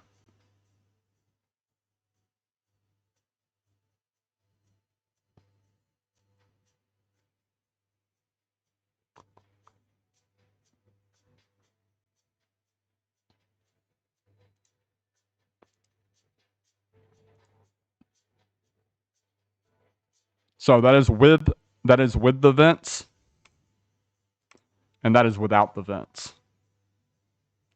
Obviously, it'll look a little bit different because, you know, my car being cream colored. So looks better with the vents if it works. Just Mike. Yeah, you would think that. You would think that, Just Mike. But a lot of people ask me if it has an SR20 in it. And I'm like, bro, do you not hear it? Do a poll. Good idea. That's a great idea. I will do a poll. The middle will look too skinny now. Vents all day. Yeah, see, that's the thing. That's the thing. So I feel like with it just like that, I don't know. And you have to remember, my car has a lot of like black trim on it. You know, my E30. I mean, look at an E30, bro. It has all that black trim, right? Look at all that black trim. It has all that like matte black trim on it, around the windows, everything. So again, with vents, without vents. With vents, without vents. I don't know. Chat, let me know. Keep functional vents, but only 2 larger ones.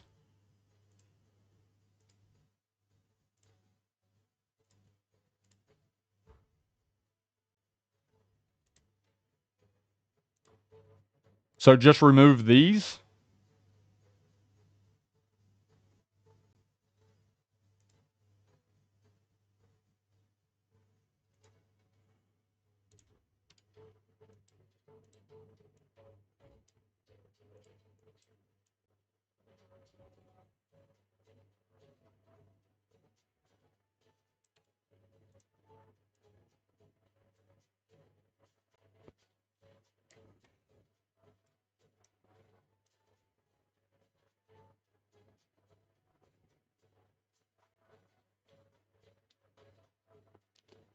I did not expect to be doing Photoshop in this live stream.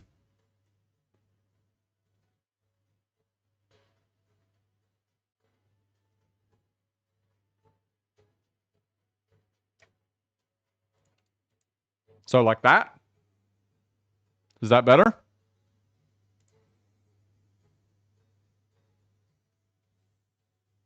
Better? I should probably do a poll. I think I'm probably going to do a poll on my YouTube channel where you have 3 different options. No vents, the 2 vents. I mean, I don't know. How well will the vents help when not moving forward? I mean, they will help. It's just a way to dissipate that heat out of the engine bay. You know?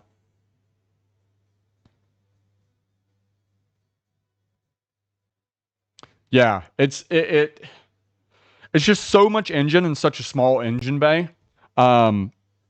It's just something that I've been fighting for a long time. The car has always overheated. Like, I mean, anything I can do to help will help. If it's functional, like, to me, if it's functional, if there's a reason for the vents to be there, you know, I'm okay with hood vents. Much better, but they no longer match the window. Yeah, I would have to. I'd have to figure out a way to make the vents. They would be same trim, same type of trim, and probably how they They would have to be like the same shape as this. As like the plexiglass piece in the hood that shows off the engine. I don't know. Basically like this. Something like this. This Trackhawk. The way that is.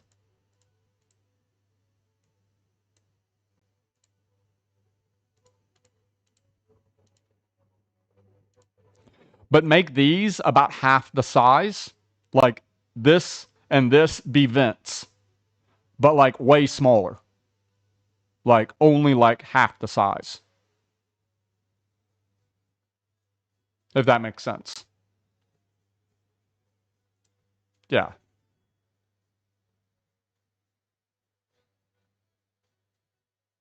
Form is function. Exactly, Josh. Exactly. Yeah, exactly. You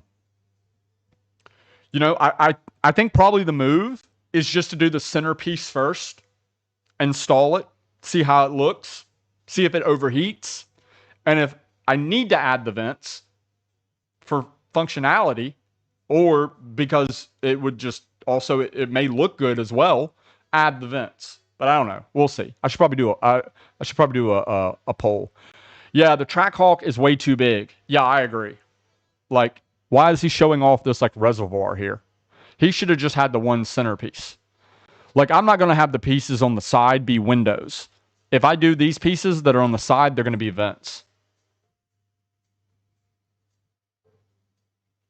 Tosh the Mosh says vents are fine, but not sure about the glass part. For my car, the glass part would only be in the center. And the point of the glass part is to show off the fact that the car has a V8 in it. Like, the drivetrain of that car, my E30, is what makes it so incredibly special. Yeah, this is like literally, guys, like this, what I made here, this, like I made this morning in like 30 minutes. Like I was just like, I just had an idea in my head.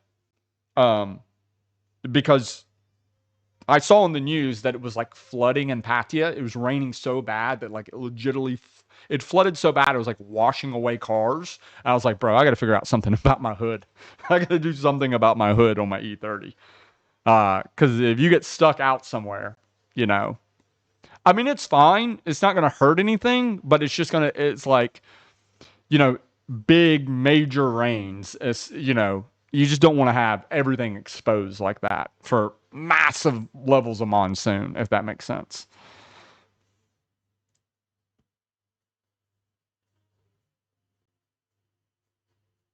Why don't you do like the Dodge Challenger 2014?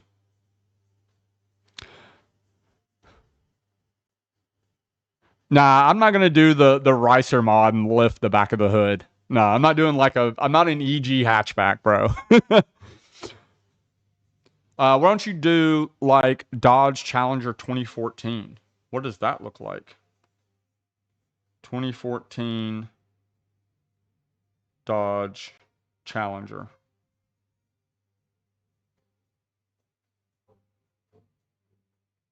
Oh, that would be way too much work, bro. That would be like building those type of hood scoops. You'd have to like cut down into the hood and like.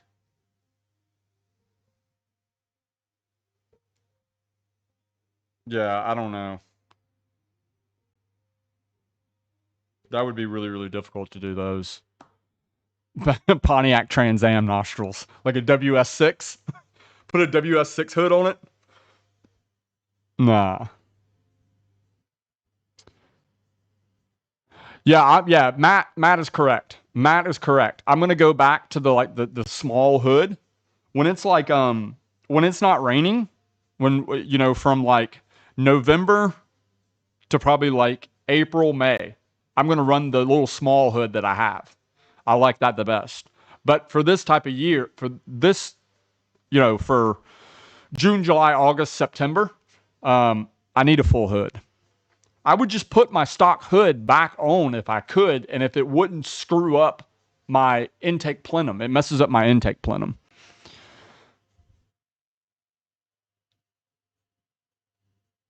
Jimmy, I thought about that. Jimmy said to have them do the clear windows, a slight dome. You would have to make like a legit piece of like custom glass to do that, to make like a dome. I think it would just look weird. I think it would be easier to cut the body line on the way the E30 hood is shaped. At the front of the E30 hood, there's a body line that goes like this. It's like an OEM cowl hood, but it's literally like this big, bro. It's just a tiny body line that starts at where the BMW badge is, and it goes up like that. And if you just chop that line and then add like an inch of metal into it, vacuum from Lexon. Yeah. Blob, correct. Yeah, you could do that. I'll have to ask him. That's a good idea. I'll have to ask him if that's possible or not. Yeah.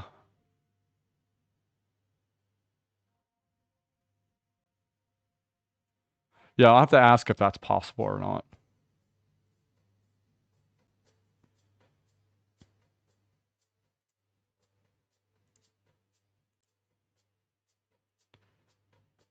Anyway, guys, I wanted to watch this. There's some clips of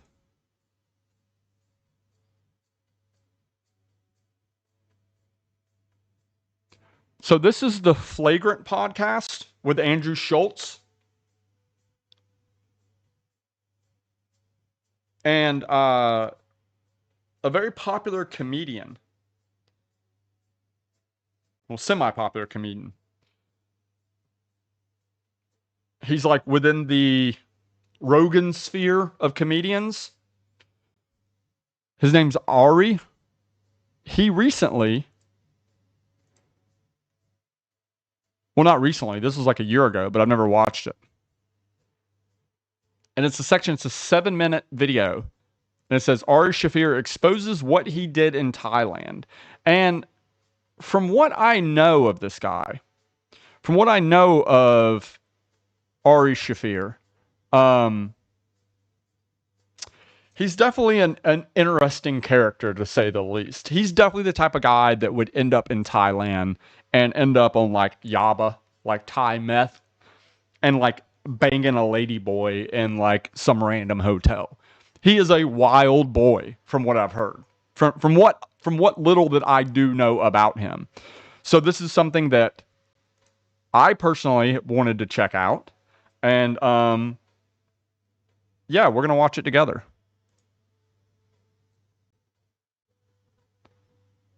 I put my phone in my drawer, left it there, and just took off. Just left. Wanted to, Okay, so Myanmar, you go. Yeah, so I went. I went to Myanmar as well. and then I put my phone in my drawer, left it there, and just took off. Just left. Wanted to, get, I don't know.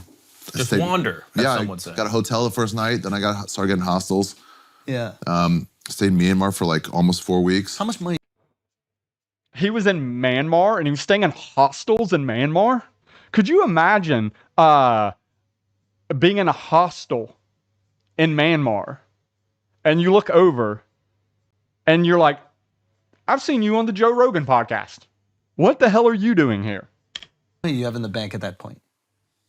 Probably like 100 grand, but I didn't take all that with me. I probably took like 10 grand with me. Yeah.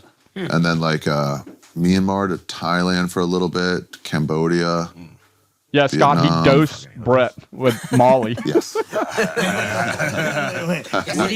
Myanmar to Thailand for a little bit, Cambodia. Wow, okay. Vietnam. Fuck any hookers? Yes. Did you hear what Alex said? The black guy, he's like the producer. He's like, did you bang any prostitutes? And he goes, oh yeah. Is it even a question? Have you heard? That'd be wild if you walked into a Go-Go Nana Plaza and you saw him sitting there. Yeah, Myanmar is a bit sketch. He must have went. I mean, there's some crazy stuff going on in Myanmar right now. He must have went. He said when he went, he had $100,000 in his bank account. I would assume at this point he has. I would assume at this point, if he's not a millionaire, he has to be close to a millionaire. So I'm pretty sure this happened before all the everything that's going down in Myanmar started. Anything this man has said in the past 20 years? The weather.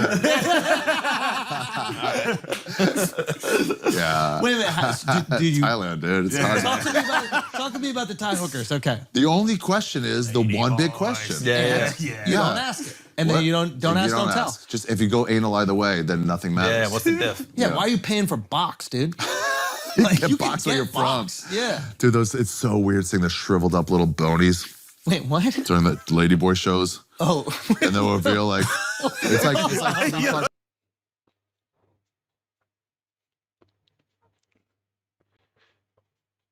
He says it's so weird seeing the shriveled up little boners. Yeah, that's wild. I know you're seriously not going to believe this. I know you're not going to believe this. But I've never been to a Ladyboy show. I've literally never once been to a Ladyboy show. I have been into a Ladyboy go-go bar, but I've never been to like a Ladyboy show. One of my friends that I was being a tour guide, and he just insisted that we go in. And the one in Soy Cowboy in Bangkok. Trad says he talks about being in Myanmar and being in the provinces and foreigners are not allowed and not being able to find anywhere to stay. It's on Carlson's interview. Yeah, I mean, that kind of makes sense. I've heard, I didn't know that about Myanmar, but I've heard about that in China. That when you're out in the provinces of China, you walk into a hotel and you're like, hey, I would like to rent a room. And they're like, no. And you're like, what do you mean, no? Like, are there not any rooms available? And they're like, no, we have rooms available. We just don't rent hotel rooms to foreigners. And you're like, wow, okay. You're like, Hold on now. It's like, oh, okay. They'll pull out their little D's, Cam but it's said like cap. they'll take It's the, not I cap, don't know, bro. the estrogen or whatever, and it's just like the shriveled up, like it's just like so small. You're like, what the fuck? I thought he was at a bris. He was like, what? That went too far. Took a cigar cutter and went, oh, it went too deep. oh, Okay, so the Thai hookers, did you do anything? Is it Yeah. It's great. Ladyboy or no? No, I tried to get in Ladyboy. I really did. I was really trying to like go into like this is before this trip, but like I figured like because I've seen them and some of them are gorgeous. Yeah. Like on a level of like, yeah, like better than the women you'll see, even like a Hot Girls of New York. Like that's right there with any model I've seen. Yeah. So I'm like, I should fuck a ladyboy unless I'm homophobic. The only reason not to do that would be if I'm homophobic. And I'm like, I'm not homophobic. So Yeah. this boy's why wouldn't I? wild. They're son. hot. Why would you not fuck a hot person? You know? This is like a very Talmudic reason to fucking Yeah. lady. You know? So I went. Some are like no beards and like like I'm a lady man. You know? all right. Yeah, that okay. I'm not as attracted to that, but I'm like attracted to these people. It's only the idea that there's a dick there. Yeah. So I found one that was just gorgeous, and I was like, let's go. And you tried. Yeah, and then we got to the door, and then my legs wouldn't go, and I'm homophobic. Yeah. My legs wouldn't let me go in. I'm a full homophobe. I don't think that makes you homophobic. I disagree. Do you hate them? No. This is But wild, there's bro. a fear, I guess. But What's the fear? don't You're just know. not turned on. I am turned on though. Oh, you That's are? the thing. That's a hot woman.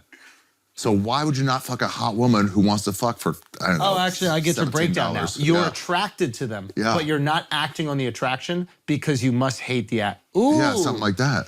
Yeah, he is nuts. Interesting. Yeah, if your friend's chick comes on to you, you want to, but you're like, no. Yeah. That's my friend's chick. There's a reason not to. Yeah. It's the reason not to fuck this Did you hooker. try kissing them a little bit? Or speaking? Did they speak Is to that you? In that? homophobia, by the way? Is it? I don't know. What would it be? Something. But Phobia's did a you weird try? word. Did you get in the mood? Maybe you just need I to was be in the warmed mood. up a little I bit. went in, maybe. Was it the accent? I mean, they every liked? hooker. Who's gotten hookers here? Yeah. Nice. Married and admitting it. No. Sadly, no. It's nerve wracking, right? When you're like in Tijuana, wherever, you're like, oh, it's like more than just regular sex. It's like, There's money involved. there's money. Yeah. Am I doing it right? Am I doing it right? I don't know. Yeah, this dude is nuts, dude. It's wild. I mean, I'm probably easier now. I got a strip lap dance at Norman's bachelor party and just fully jizzed in my fucking shorts. Wow. Yeah, she knew it was happening. And I was like, oh, she's like, just kept going. I was like, no. Did you try to play it cool? You're like, I did because it still got half a song, and you're like, enough. Yeah, you don't want to cuddle at the strip club. You're like, can we just hold each other for the rest of? She knew what she was doing. She got got right at the switch, and then she's like, no. So do you make her keep dancing? Or You're just like, clean it up? maybe work the knee a little. I don't know. Yeah, that wasn't the best part of Southeast Asia, though, with not the hookers. What was the best part? Just being lost. It's so different. It's so foreign. And you went completely alone. Yep. Yeah. I feel like traveling alone is the best because then It's the best. you just have no excuse not to like talk. to Traveling someone. alone is the best, but no phone is kind of crazy in a country where you don't speak the language. Like, you're alone, dog. You're fucking alone. You find hostels. You find other people, other travelers. You meet like Germans and like Australians and shit. Yeah. Is it a little sketchy?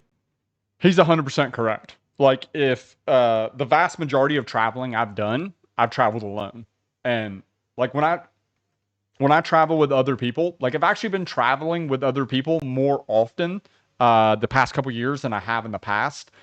And sometimes I absolutely love it, but sometimes it's super annoying because I want to do what I want to do when I want to do it. Like, I want to get Mexican food tonight. I'm going to go get Mexican food. But if they want to get Thai food, well, now you got a situation. Or if I'm hungover because I was out partying last night and this person wants to go out, you know, you feel committed to go out with your travel buddy. I actually really like traveling alone because I am selfish and I want to do what I want to do when I want to do it. So, like, if you're in the chat and you're ever worried about, I'm worried about if I should go to Southeast Asia or Europe or something alone, bro, go alone. It's amazing. But you have to be an outgoing person. So when you do go out, you can just make friends. Like, I make new friends almost every single night. I go out to a bar, I just talk to a random person, and hey, you're my buddy for the time. You know, I'm like, we have a couple drinks. I'm like, hey man, I'm going to this other bar. You want to go with me? Sure, why not? Let's go. And you have a friend for the night, you know? You're okay with that? Was there any part that you were like, oh, See you later, Every dangerous part was in my Anthony. head. Every time, like, oh, this is shady as shit. I was in East Timor, and they were like, be careful. There's like full-on bandits there. My half brother's in the captain of the army. He's like, don't go any east of Dili, of the capital. He's like, I wouldn't go there at all, but definitely don't go east. And I'm fucking riding a moped by myself, like for the easternmost. And these two guys pass me with like a fucking overalls and I'm like, fuck. And they keep passing me and they're waiting, like smoking cigarettes. And I'll pass by, or coveralls, you know, like work clothes. And then I pass, no, you're right to ask. And and then they're just watching me pass by. I'm like, fuck. And then they get in their motorcycles, they pass by me again. I'm like, fuck, I'm in the middle of fucking nowhere. And then they're stopping, like, where are you going? I'm like, I'm going to this fucking city. Like, one spoke broken English, and he's like, do you want to come with us? I'm like, no. What? No. And I'm so fucking nervous. And he's like, there's a place to sleep up there. And I just took a chance. And I was like, what is it? He goes, it's a family reunion. And they just invited me up with them. And like all these tattoos, all crosses and shit. They're just super Christians who were trying to be like helpful. Yeah. And we went to the top of this fucking highest mountain there, slept overnight in this weird hut, and then just watched the sunrise over. Vegas Willen in the house. What up, bro? It was crazy. It was so cool. But it was all Eddie, like this is dangerous as shit. If you didn't take the chance, you would have been like, I narrowly avoided something bad. And then you tell yourself the story how I got away, how I escaped. Yeah, how I escaped. And you're like, it's just what escape. You don't even know from what Christians trying to be inviting. Yeah. Oh, that's one so of them spoke a little English, maybe two of them. That's historically not that kind of a thing, though. Christians trying to be inviting. They're usually inviting you to convert. Yeah, exactly. Did they try? No. That was great. No, they're just really welcoming. Any moment that you were scared? Any like absolutely terrifying moment where something could have been horribly wrong, narrowly avoided? Yeah, on that motorcycle trip, I remember coming around a curve and like the ledge is here and it's just straight down, and I went too far over and I had to put my foot down, but there's nothing to put it onto. And I'm like, fuck, and I start tipping, and I just hit a root that stuck out. And I just fucking pushed it back up. And I was like, that was bad. Whoa. That was like, I thought of my mom. If she saw that, she'd be like, what the fuck? Come home now. Whoa. Yeah, but. And they would have never known. They would have never known. I would have just been in the fucking gully somewhere. Been a landmark. The most dangerous thing in Southeast Asia is, hands down, motorbike accidents. 100%. They were like, did you really have a situation where you were really afraid for your life? And it was almost a motorbike accident. Like when it comes to being worried about putting yourself in danger in Thailand, Southeast Asia, it's riding motorbikes is what normally gets people. For a hiker or something? Yeah. Crazy. That's what I'm saying. Not even a cross by the side of it. Yeah. Somebody throw some leaves on. Jesus, man. Yeah, but mostly it was just fun. No danger.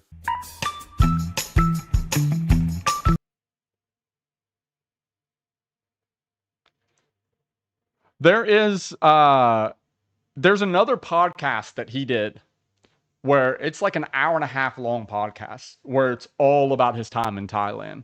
One day, eventually, we need to watch that. It's a it's a super, super long podcast. But doing great, Chad. Busy building that M2 comp. Nice, man. I'm jealous. That's a sick car.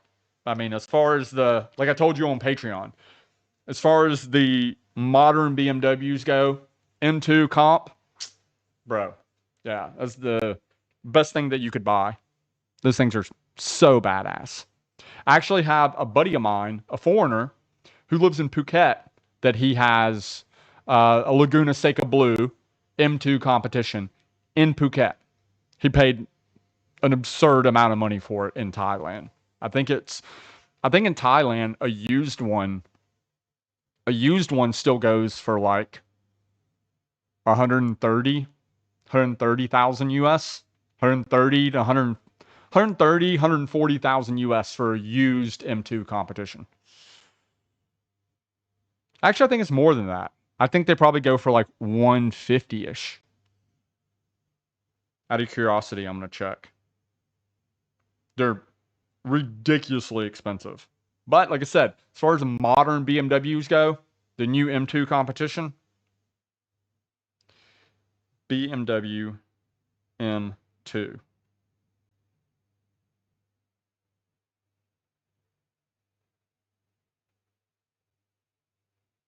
Yeah, M2, a normal M2 is going to be about 80 to 90,000 US dollars.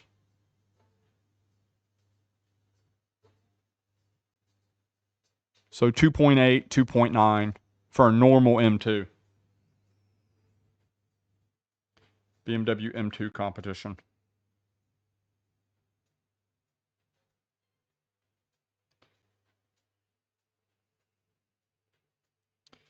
I don't even see an M2 competition for sale.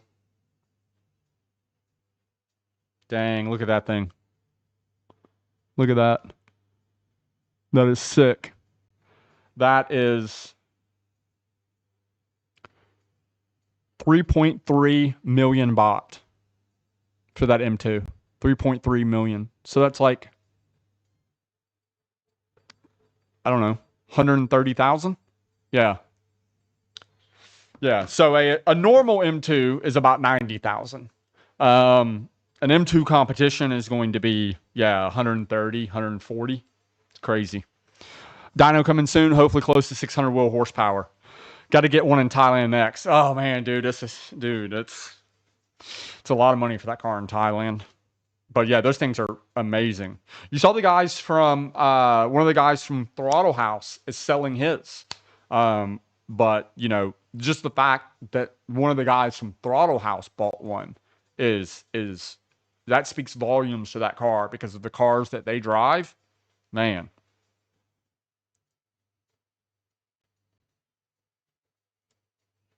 Actually, there's another video that I wanted to watch, and it is from the guys at Throttle House. They make such great videos, man. I just have like a list of videos I just have like a list of videos that that I've been wanting to watch. Josh says grew up and still lives inside DC Beltway area. Our sense of humor always hits home. Yeah, he is very much a love it or hate it type of guy when it comes to Ari's sense of humor. But he's very much like a comedian's comedian. You know what I'm saying? Like he's always one of like your favorite comedian loves Ari just because he does not give a fuck, bro. No cares at all.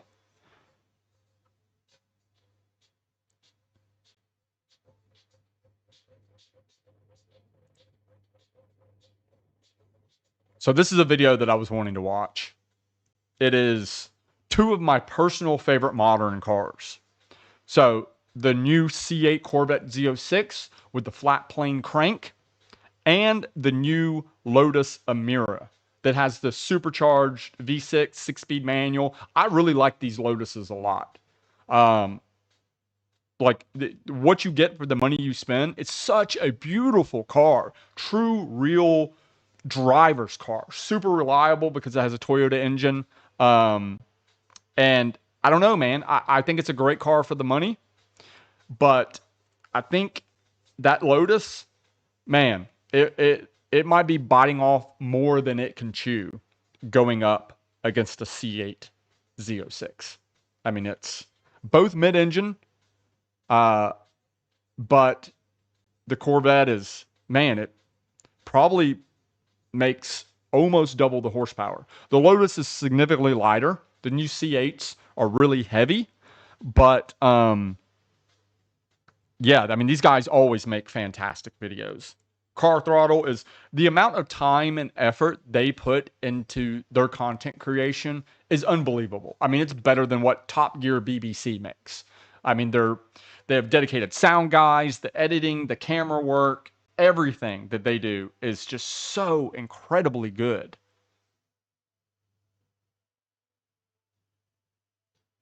Josh says 90s junk all day. I agree. Yeah. It's just something about the 90s and, you know, the 80s, 90s, and 2000s cars. But I saw this video pop up last night and I was wanting to watch it, but I saved it for this stream.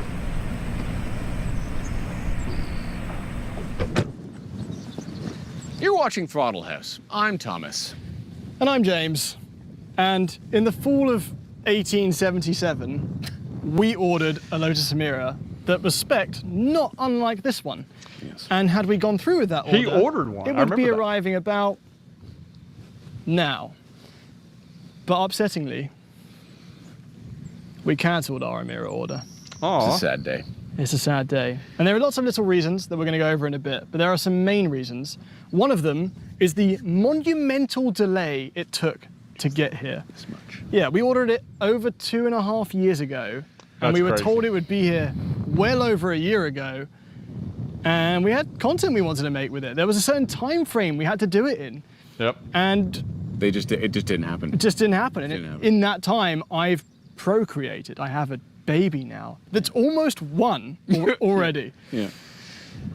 And yeah, it just didn't make sense to have two sports cars in the driveway. That was one of the other reasons. Well, Miata's not a sports car. So. Miata is a sports car. Anyway, we also haven't got unlimited money, so we had to allocate Emira funds, well actually less than half of the Emira funds, to two, we think, really special cars. Exciting cars. Yeah, that we're going to be taking on a road trip, full throttle house adventure at the end of the summer. But that's not what today's about. Today's about pitting the 2023 car of the year against the 2022 car of the year. Even though they're not matched in performance, horsepower, or price. Our car enthusiasm for them is equal, so we kind of want to see what happens when you put them side by side. Yeah, we're going to drag race them. Really? Yeah, we're going to do lap times. I agree, Josh. And we're going to take them on the track. Yep. And we're going to actually answer the question, if they shared the same year, which one of them would be car of the year? And we're going to answer the question if James is an idiot for canceling an Emira order. No, we're not answering that question. First of all, you were the one. This is stupid. told James I wanted to compare the cars of the year, not drag race them.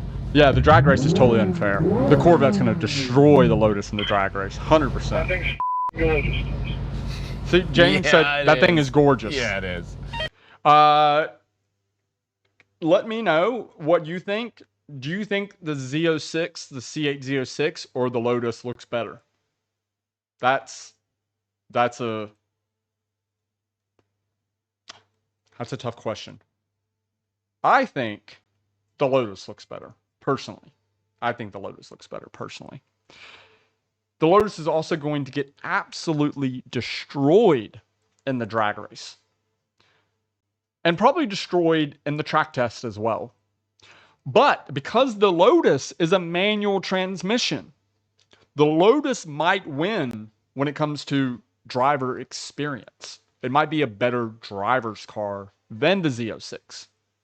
But the Z06 has flat plane V8, naturally aspirated V8. So, does that make up for the fact that it's an auto? I don't know, man. Lotus all the way. You think Lotus looks better? The Lotus is beautiful. It's a beautiful car. The C8 Z06 is not a bad looking car, but still, I still think kind of looks a little awkward. Okay, hold up. Lotus Emira, 400 horsepower. Corvette Z06, Z07 package, 670.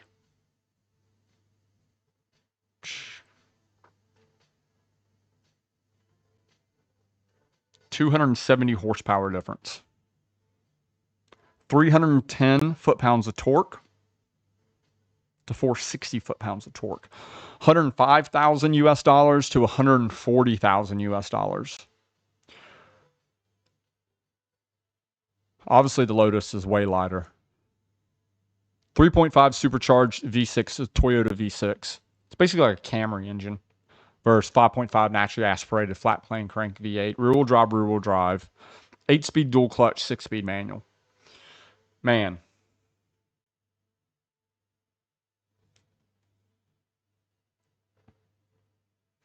I mean, again, the Corvette's going to destroy it. Drag race, and especially with the Z07 package on the C8, even the lap times are going to be significantly faster. But again, the fact that the Lotus is a 6-speed manual, as far as driver involvement, I don't know. I guess we're going to find out. There's literally a butterfly around it. It's like, oh, it's so pretty. I'm just gonna flap my wings whimsically. Am I watching you do an impression of me? Look at the tag. Look at bro's tag. Love it. Look at the tag.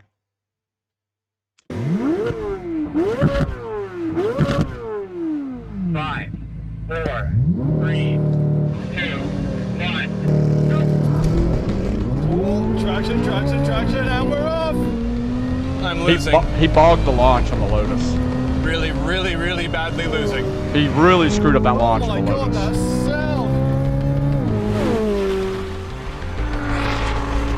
Gapped.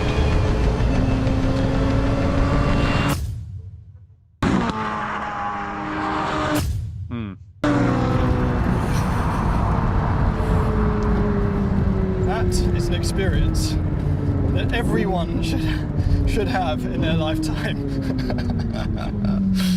Ooh. Poorly Buffalo, I saw that. Yeah. It's not a slow car. This is not a slow car. That's just a really, really fast one. We've proven something. Yeah. I don't know what it is. I mean, we knew that was going to happen. Should we do a roll race? Why? Because I have launch control and that's cheating. I have launch control. I got my hands and feet, baby. I swear he bogged the launch. No. Let's remove some of you from the equation then. Yeah, all right. 3, 2. Hold up. Whimsically. Am I watching you do an impression? Watch closely. Tell me he didn't bog this launch in the Lotus. Watch closely. 5, 4, 3, 2, 1. Traction, and we're off! 5, 4, 3, 2, 1. Whoa. Traction,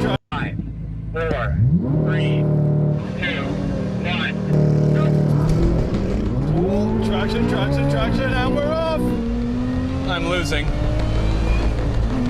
Really. He bogged Which that brings the launch. most joy? But it doesn't matter. He would have lost anyway. Like, there's no way. What? You don't know that yet. We haven't got to that bit of the video.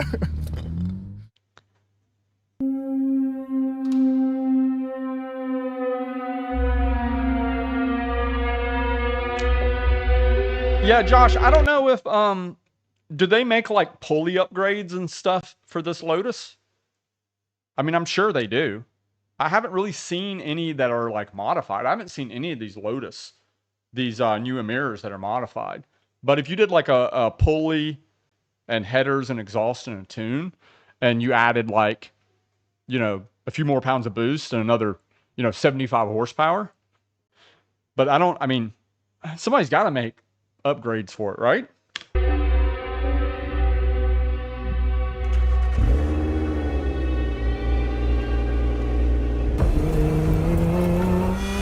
Look at that with the blower in the back. That's so cool.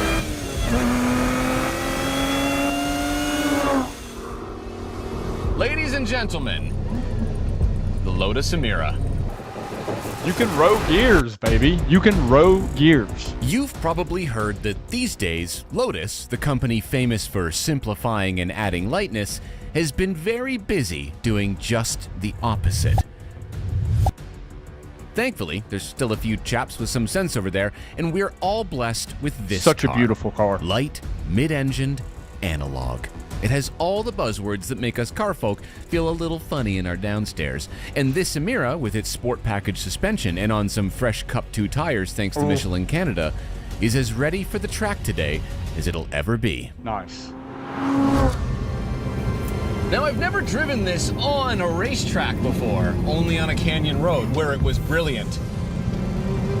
And right away, I can tell you, out here, it's brilliant too.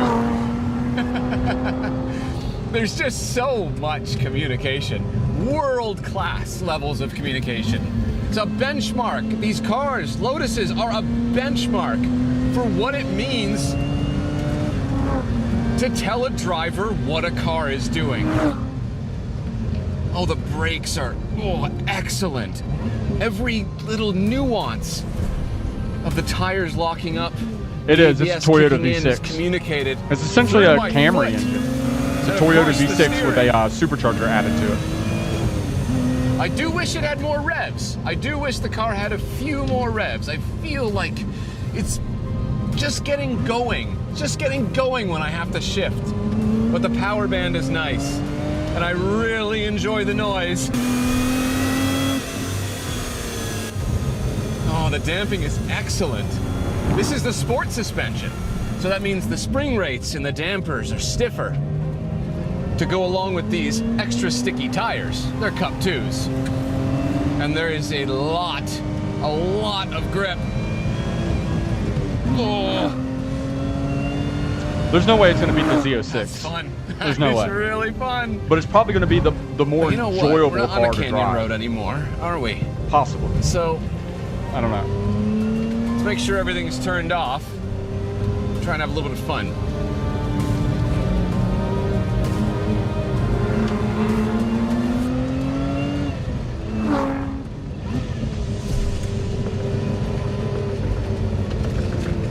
Trying to sling it around.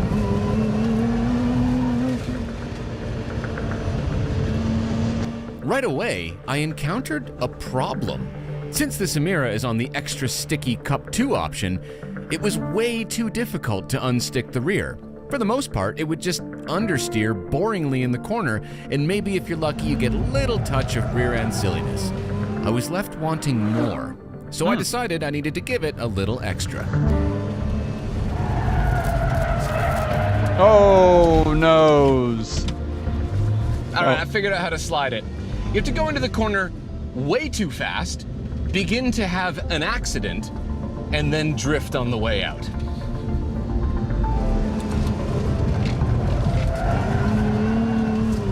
There it goes. All right, seems like some brakes on the way in. That's how you get it to move.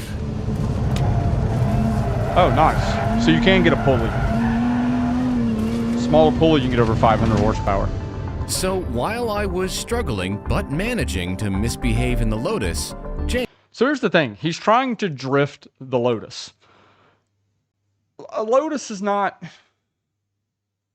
Like, you're not supposed to drift a Lotus. You're not supposed to drift any... A mid-engine car is not... Like, if you want a car to slide around, you buy a front-engine, rear-wheel drive car. I've driven multiple Caymans and other mid-engine cars, like the MR2s and stuff. They're just... The layout of... That layout is not, meant for drifting. It's meant for grip. James was having no such problems in the Z06. Well, I guess unless you have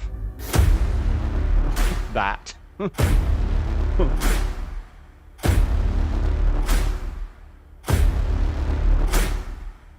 This is just so much fun. What a brilliant car. No fucking wonder this was our top of the year.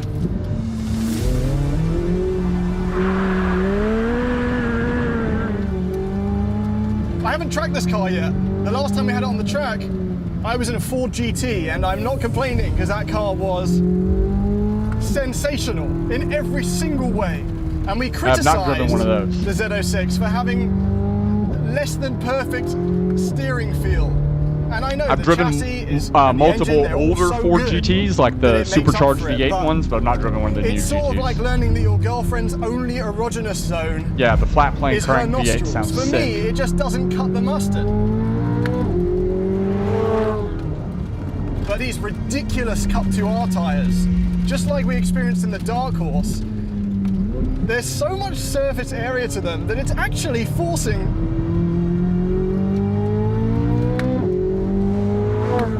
some steering feel. And I feel quite confident in this.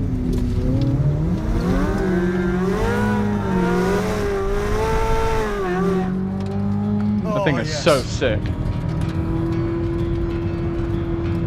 I love this car. I love this car. A downshift. We get stuck in the supercar versus not supercar debate. And right now, I'm not sure there is much debate, to be honest. This thing is twice as exciting as an Audi R8. And if that was already borderline supercar, what the hell does that make this? Oh, stupid grip through the tires, stupid. This is going to put down one hell of a lap time. I'm actually very interested to see where this Corvette Z06 on fresh Pilot Sport Cup 2s are going to be any more emotional rank on than their this. lap time I get list. the lap times, but I just don't know how you can beat this. Go James.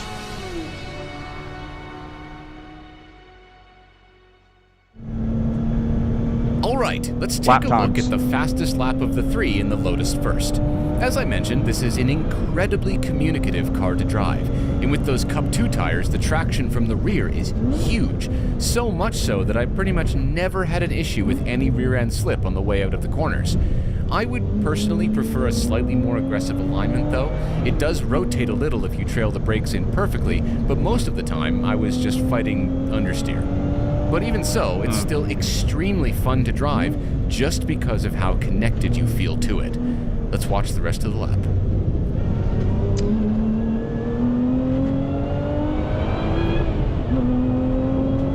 Is it not a Camry engine? I mean, I thought this car essentially had the Toyota V6 the Toyota puts in Camrys, SUVs, whatever. I could be wrong. I don't know. I don't know what the engine code is. Like, I don't know the actual engine code. I just assumed Toyota didn't make a brand new bespoke V6 for Lotus, but I could be wrong.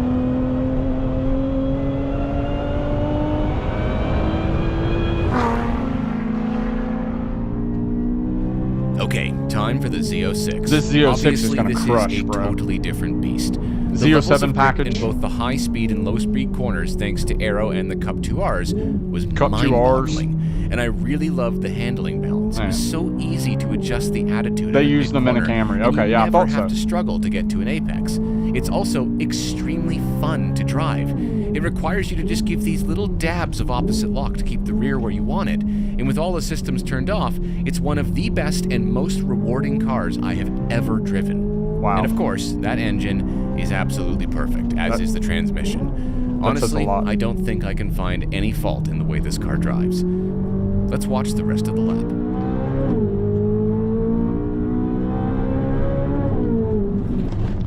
He's driven a lot of cars.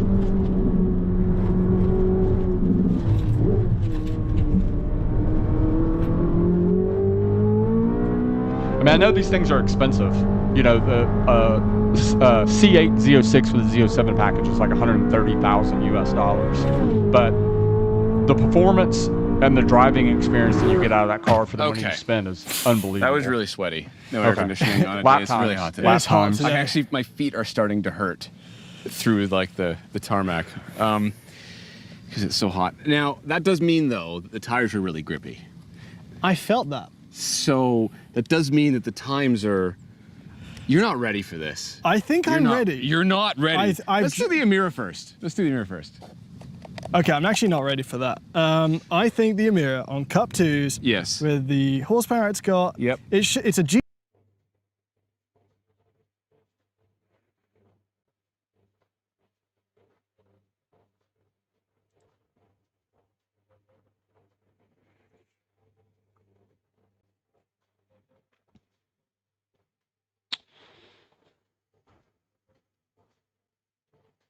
Okay, so number 24 is an M2 competition, and it ran 113.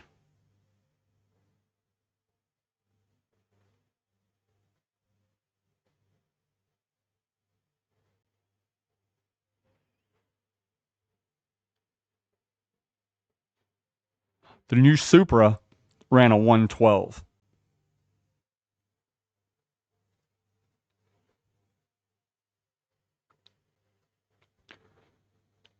A Cayman GTS 4-liter ran a 111.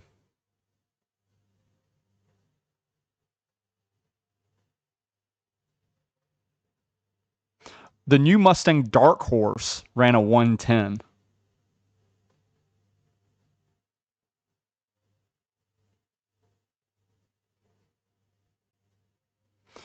So where do you think this Lotus is going to rank on this list? What do you guys think?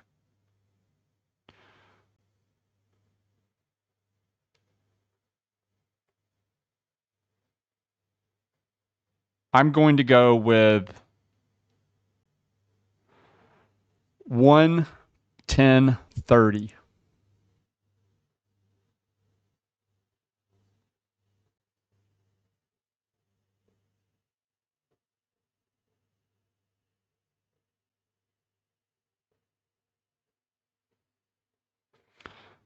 No. I'm going to go 111 flat. 111 flat puts this between the Camaro Z01 1LE and the F87 M2 CS. I'm going to go 111 flat. That's my guess, is 111 flat. Let's do the Amira first. Let's do the Amira first. Okay, I'm actually not ready for that. I think the Amira on Cup 2s, yes, with the horsepower it's got, yep, it's a GTS 4-liter rival. Yeah. However, the GTS 4-liter is nutty. It's a very, very, very, very good car. I'm going to go 111.8. He's saying 111.8. I said 111 flat. You're getting better at this. Thank you. It did a 111.50. Oh, I was half a second off. 111.50. Oh, it beat the Cayman. It beat the Cayman. It beat the Cayman. Huge. What's up? I said 111 flat. I don't think it just doesn't have the horsepower that the Camaro ZL1 1LE has. Man. That's awesome. No, it's honestly a sensational car when you're really, really on it. I love all the nuances of the communication. It is really, really fun to drive. You said most communicative car. Most communicative car I think I've driven. Vegas Wheeling, I new, saw period, that. I think that's out there right now. And that's a lot of value to that. There's a lot of value to that. But did the Emira beat the Corvette? Okay, so this is going to be the news of the year. Corvette. What do you think the Corvette?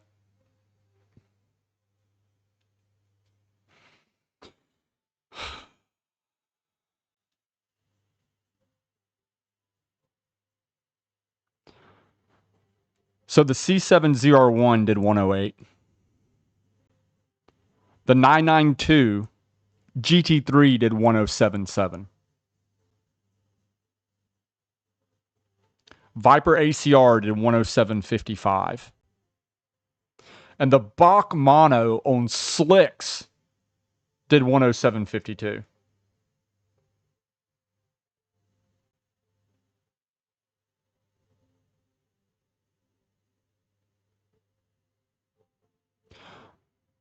I'm going 108 flat. I'm going to guess 108 flat. Dr. Zippy, 106.58.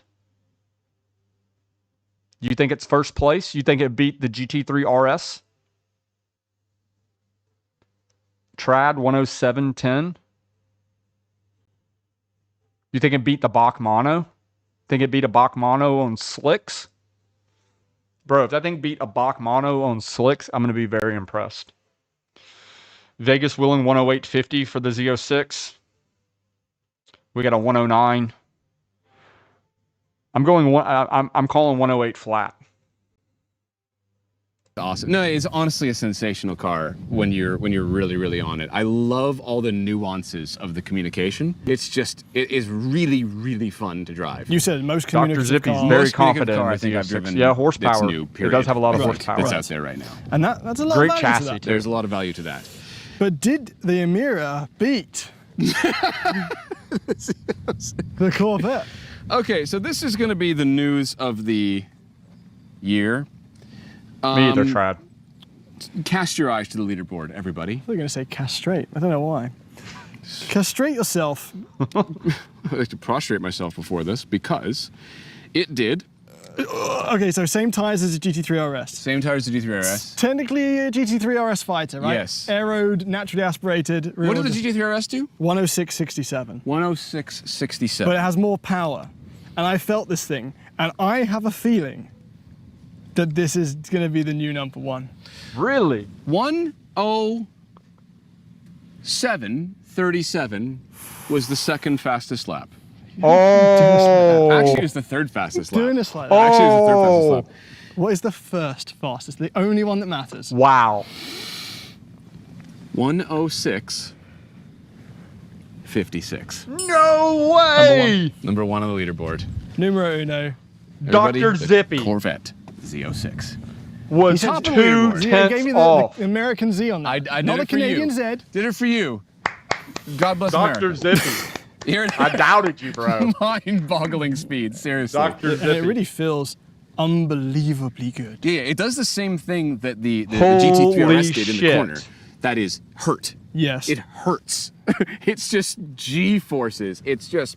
Dr. Zippy, have But you I seen this think before? what Did you made up watch the this? difference, and we're talking It just like came out tenths, yesterday. right? Yeah. I think what made the difference is, other than maybe it was slightly better conditions today, perhaps, who knows, is that That's crazy. I could turn this better than I could turn the 911 GT3 RS because mid-engined. So I just, especially in the tighter stuff, Right. it was easier for me to use the engine and not get it really out of shape, to just get some slip angle and tuck it in perfectly, right? I think, not to take away credit from this and the GT3 RS, those Cup 2Rs are cheating. They're cheating tires, seriously. cheating. But they're a seriously impressive tire. Damn. But here's the thing, though. In order to do that, what they needed was downforce.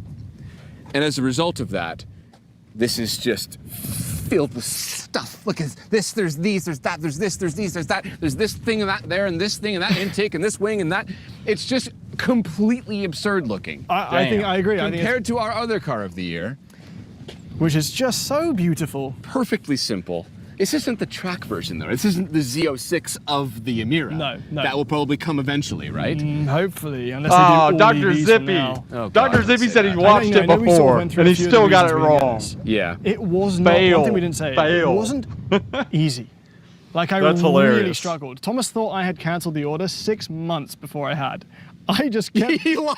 I kept going back and forth. Yeah, you did lie to me. Yeah. I'd get calls from the Lotus dealer saying, "Are you sure?" And I'd be like, "No, just wait." So when people asked, like, "Are you getting it?" I was always like, "I don't know." But then it would have been canceled even earlier. But you know, you called the Lotus dealer and they didn't pick up. Well, because it went And through you to called Polestar. It went through to again, Polestar. and they didn't pick up. Yeah. And then you called a different dealer and they didn't pick up. And then you go to where the dealer was and it's just like an old Love the factory. tag. There's no one there Love anymore. the tag To be on the fair, Lotus. Vancouver at the end crazy. got Save very 6 responsive, MT. and Gentry Lane here in Love Toronto it. were great. Yes. They knew I hadn't ordered it with them. They still let me just come look at Emiras. I was like a little kid. You're standing with a tear. I Yeah. love this car. No, it's beautiful. I think it makes sense. It still makes sense that we didn't own it, and that's Yeah. okay. And you know what? Harry's Garage did a great series on it. He did road trips. He has already sold it. That's how long this whole thing has taken. And then Todd from Everyday Driver has just bought one, and Yeah. that was a super cool vlog as well. So good for him. See, I'm gonna watch his journey. I will say that after finally getting it out here on a track and trying to play around with it, as you saw, it was a bit of a thing. That's a lot of that's skid it- tires, to though. skid it around. Yeah, it was tires for sure. But at the same time, I was hoping that it would be a little bit more goofy. Yeah. Just a we bit said when more. we drove the Evora GT. Robert it's Zilla. Like, the It fact that is, it's not. The fact it's more of a Throttle precision-based House. vehicle. That Yeah. means you Lotus Emira You don't have versus to be a good Corvette driver. You Z06. can rip a canyon with confidence. 100% you can with this. Yes. That's a nice thing. Yeah. And it's just so pretty. It really does just kind of come down to that, doesn't it? In the end, But it doesn't fail You anywhere. look at it. No, it doesn't fail anywhere. It's brilliant. This is one of the best sports cars ever. I Yeah. love it so much. But I just wish that I could be a bit stupider with it, easier. That's fair. Do you know what I That's mean? fair. That's all. I think slight negatives, having now lived with this, thanks to the owner, is the supercharger whine on the highway. Yeah. It's constant. It sounds like there's a washing machine cycle happening behind you. Yeah, that's fair. The seats are okay. Yeah. The sound system is okay. The CarPlay crapped out on me multiple times. It did some Lotus things. Thanks for But being here, it's Lee. just, it's such a masterclass in design, isn't it? And it's more fun than a Cayman. It is way more fun than a Cayman. I know, And it beat it around the track, so it's not less capable. Yes, but remember, the Cayman wasn't on Cup 2s. Oh, true, true. I really enjoy it. Poorly really Buffalo, enjoy looking for at sure. It. It's just little stuff, too. Like, you don't really notice until you really... So the thing is, the difference between the Lotus and the Corvette is they said this previously. You can take the Lotus to like a canyon road, tail the Dragon, up to the mountains in California, and you can probably push the Lotus much, much closer to the limit and have more fun in the Lotus on a canyon road, like driving through the mountains, than you can the Z06. Because the Z06 is just so much car, with the manual transmission. Yeah, man. They're both mid-engine sports cars, but they're both very, very different. Really pay attention, but it doesn't have... See that? It doesn't have a look at the rubber sill on that window. Yeah, that's like the Right? Range Rover. It's like the Range Rover. It just goes right up the blue, goes right to the black. Such a subtle design on the nose. It's just stunning. But It's really, we're beautiful. being cowards. Why? Because at the beginning of the day, we posed the question of, okay, so first of all, Yeah. did we pick the right cars of the year for the... I still think we did. First of Okay. all, out performance. Incredible amount of engineering. I just cranked my ankle on this huge splitter. So strong. His ankle's broken My already. ankle is now broken. And this is the most engaging car, I think, on sale. Okay, Right? so then the bigger question, Performance if engagement. they share a year, if they were to share a year, Oh my God. which one gets car of the year? Before today, it was this one. After today, it's actually this one. Because this one, at the limit, is more fun to drive. I agree. Okay, so the good news is the more expensive car is better, or at least it is more car. The Lotus Emira with its manual gearbox, superior steering, and smaller footprint does feel like the more connected car, but the Z06 more than makes up for it in experience and performance. Same, I'm that shocked was it a beat the GT3 RS GT3 lap time for half the price. For No half question, the these price are of two a of the GT3 most RS. desirable cars of the decade. They beat the Bach Mono Were it and not for the slicks. delays, oh, and James has added here, Canada's luxury tax, residual concerns, Facebook pages littered with quality control Yeah, issues, I and the agree with general them too, direction of the Dr. company, Zippy. one of these cars would already be in our garage. Our question now is which new car is going to take the 2024 Car of the Year spot? These two take some beating, and there's less than half a year of testing left to figure it out. I guess we'll see.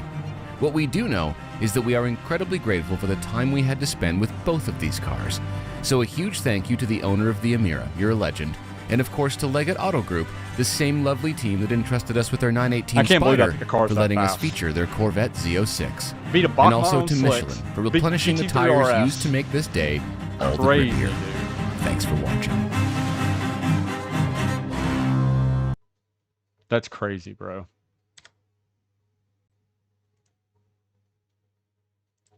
That thing is insanely fast. Good point. Poorly Buffalo. The ZR1 comes out. What do you guys think the ZR1 is going? People have said it's going to be a twin turbo V8. I personally think it's probably going to be the same flat plane crank V8. And then I think they're going to do what they did with the, I think they're going to do what they did with, what do they call it? The E-Ray. You guys know the C8 E-Ray? So it's Stingray with an electric front engine. That's completely disconnected. They're not connected at all. You can literally just drive it as a front wheel drive Corvette with the E motor in the front. People have been saying the ZR1 is going to be a twin turbo V8 C8. I don't think that's going to happen. I think they're going to keep the flat plane crank V8 and then they're going to add an electric motor to the front. That's just my opinion. But regardless, this is hands down the longest live stream that I've ever done. 2 hours and 45 minutes. And it is 7:15 here in Krakow, Poland. And I am freaking starving. So guys, I'm going to go get dinner. Thank you for hanging out with me as long as you did. And there is no way in hell somebody's watched this live stream on replay for 2 hours and 45 minutes. But for some reason, if you did make it to the end, please drop a comment below and let me know. Thanks for hanging out on my live stream, guys. I appreciate you being here. But yeah, I'm going to get some food because I'm starving. Go have dinner, have a beer, and then sit on my couch and watch some YouTube. I'll catch you guys again. We'll do another live stream either tomorrow or Tuesday. So again, thanks for being here. I'll see you guys later. Peace.